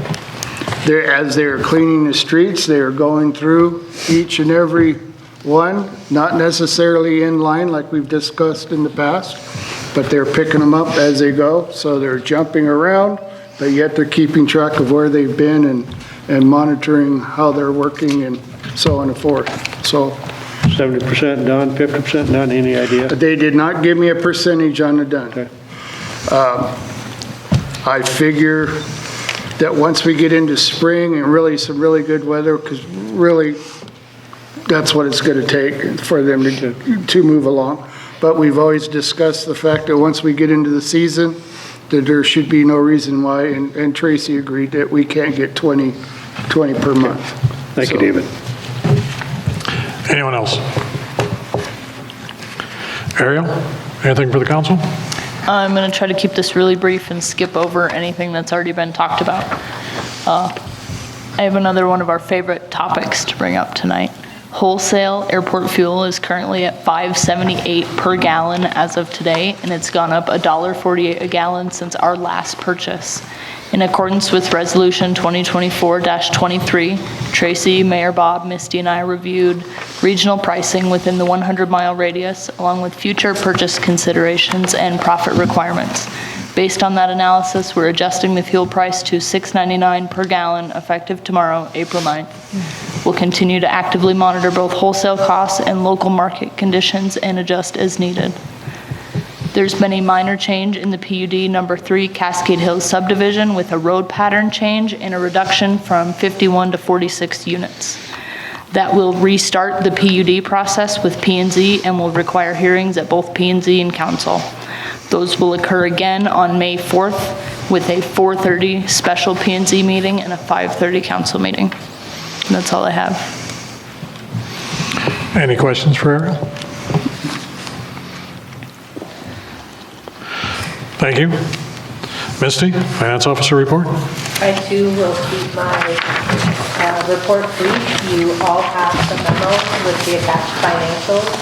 I've updated you on audit progress in the annual report, on our city's annual insurance renewals, where we saw less than 1% decrease in premiums for our health plan, with the dental and vision remaining unchanged. A municipal election update. I do want to correct in my memo, I have Ward 1 Randall, Graham, and Larry Pratt. Randy's name is not Randall, it's Randy. It will be correct on the ballots. It has been confirmed with the county by sharing the nominating petition, and I apologize to Randy for that error. We will have a race in Wards 1, 2, and 4. We received 8 petitions for the 5 open seats, so that's summarized in the memo. Also, I updated those of you who were not able to attend on the SDML District 9 meeting. Happy to say that my chair position for the district was taken over by Rapid City Finance Officer Daniel Ainsley at my request. Did you cry when that happened? No, I wanted it. I did get thrown under the bus a little bit because apparently that's not something that people do, but I served my time and I thought it was time to pass it on to somebody else. There you go. The profit and loss summary by fund shows 5 out of our 11 funds at a loss year to date. I would like to remind you that that's part of a normal operating cycle for the city. We are watching that as well as the cash balance in our funds throughout the year, and hope that that situation will improve throughout the year. The only other thing I'd point out is in your investment reports, our Evans Fund Debt Service Reserve fund is going to mature April 23rd, 2026, so I will have more information on rates. SD Fit and the bond market has given us better rates than local banks, and we'll probably stick with that. We have 5 years left on that debt, so hopefully after that time we can eliminate this debt service reserve and use that money to help the facility. But until then, we have to, by our debt agreement, keep that reserve, and so we will. That's all I have, unless you have any questions for me on the reports. I appreciate all your finance questions? I just had a statement. I understand that the election in June will not be at the Mueller Center. It will be at the school, in case y'all... We have plenty of time before the election. There will be an information campaign that shares that. Thank you for bringing it up. Due to scheduling issues, partner with the school this year for the election. Okay. Do we know what part of the school? The Bison Center. That's the newest building. Well, no, not the newest. it's Now off they of have the Lincoln. CTE building. Yeah, it will be signed. There will be signs here at the Mueller Center. There will be information shared. It's not till June that the election takes place, and election locations change all the time. We are lucky that we have such a great facility that we've been able to use for so many years, but Yeah. I was just kind of surprised when I found that out. yeah. Yeah.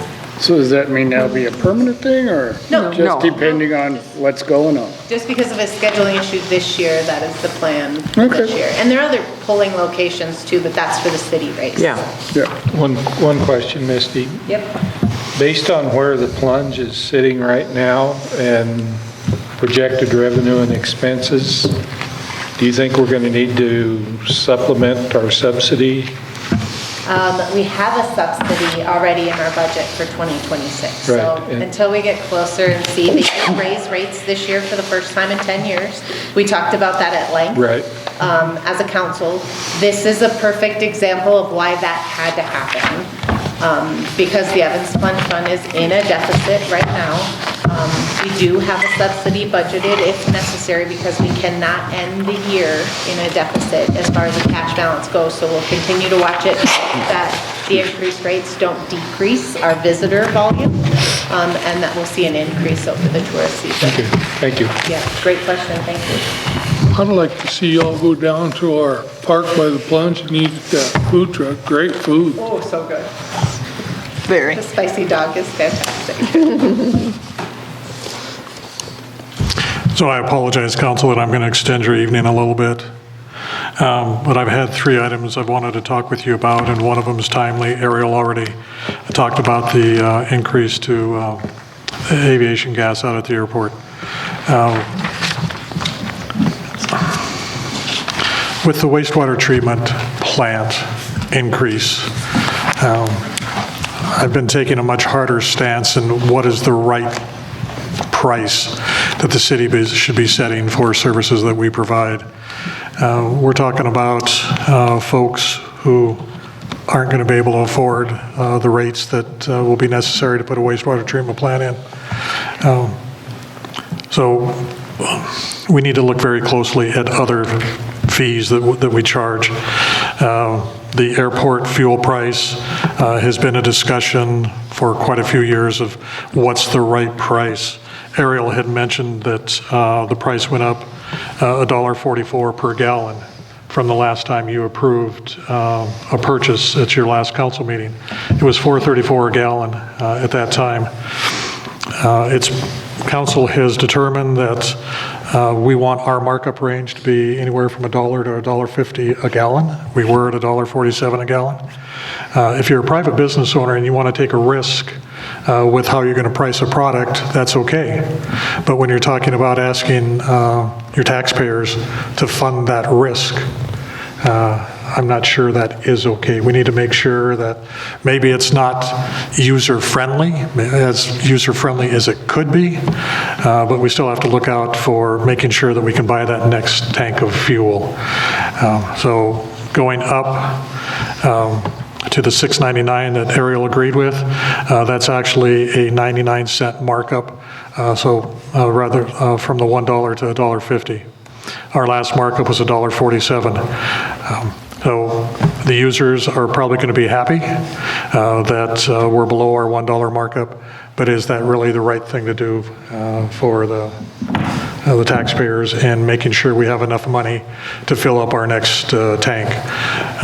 Again, it's gone up $1.44 a gallon in 2 weeks, and there's no guarantee, given the world situation, that it may not continue going up.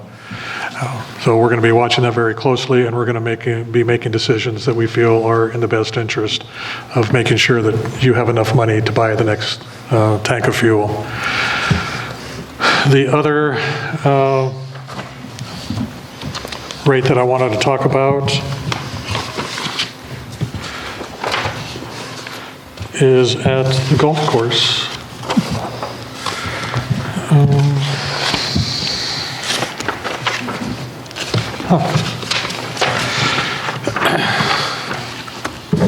When you look at the cash balances that we have for the golf course, at the end of March, there was $449,000 in cash balance against a $900,000 budget for the golf course. And that's money that they're using, daily to pay expenses that will be reimbursed as revenue comes in. But there have been some folks that have looked at that $449,000 in the golf course and said, well, why aren't we doing things to the golf course? Why aren't we replacing the cart path? Why aren't we doing this? Why aren't we doing that? And I had mentioned a couple of months ago that the 2014 golf course master plan identified that the front 9 irrigation needs to be replaced. In 2014, they were estimating that cost at about $540,000. You look at the cost now, and it's over $1 million to replace that front 9 irrigation system. So when you look at the cash balances or the money that potentially would be available, that's not even going to come close. And once we get to a point of having $1 million, it's not going to cost $1 million, it's going to be more than that. So I would just ask council to be aware of the fact that just because there's some money sitting there doesn't mean it's money readily available. It's money that needs to continue being in that fund to take care of infrastructure. The front 9 irrigation was put in the late 70s. So it's going to need to be replaced. And I would just ask that if you have constituents that are asking you, why aren't we spending the money on improvements at the golf course, it's because we have a much larger improvement that's going to be needed to be funded down the road. So I'd ask you to keep that in mind. And I believe Gary had asked a question about House Bill 1245, whether that had been approved or not. House Bill 1245, I want to make sure I get the language correct here. It's a bill that was approved, was signed by the governor.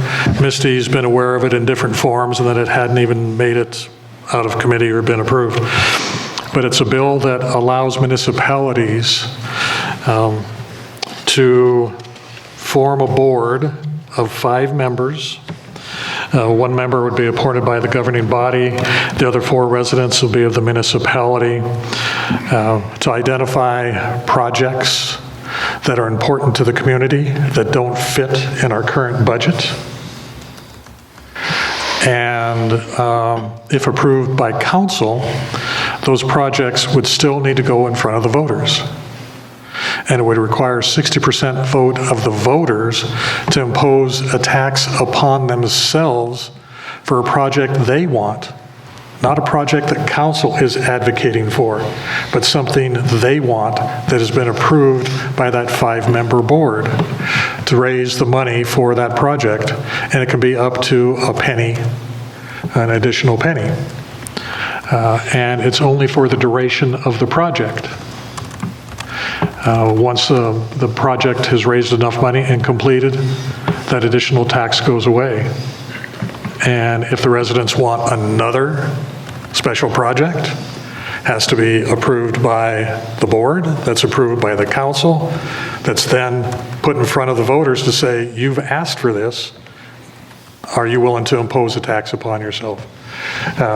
And the first projects that came to mind for me are staircases. The community loves them. It's important to them.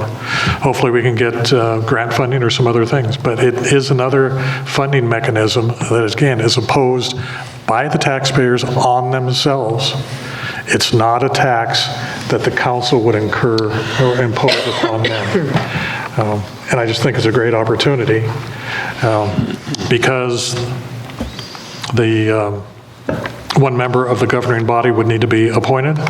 We have election in front of us. We don't know what the council is going to look like until after the election in June. But But at that time, then we'll reach out to whoever's on the council, see who would be interested in sitting on that board. The other thing that I'd ask is for the citizens out there, if you're interested in being a part of this board, let us know so that we can put together a list of 4 individuals from the community and then 1 member of the council. Mayor, if I can ask you a question about that. So on the 1245 bill, for instance, if we would apply or we'd get our board and get over 60% of the community vote to approve what we're looking for there, what they want for this, through this bill, you can't apply again until that project is totally gone, am I correct? That's my understanding, yes. There's a 5-year term too. It's paid off or 60 months have passed, whichever comes first. But you gotta get 60% of the taxpayers wanting this? Yes. Not 60% of the voters, just registered voters, just 60% of your population? 60% of the vote. Who okay. shows up to vote? That might be tough to do. Well, again, it's not us imposing I anything know. on them, it's asking them, are there special projects out there that you're interested in, that you want to have to begin the process? We're hoping it will actually increase voter turnout. Well, drag strip.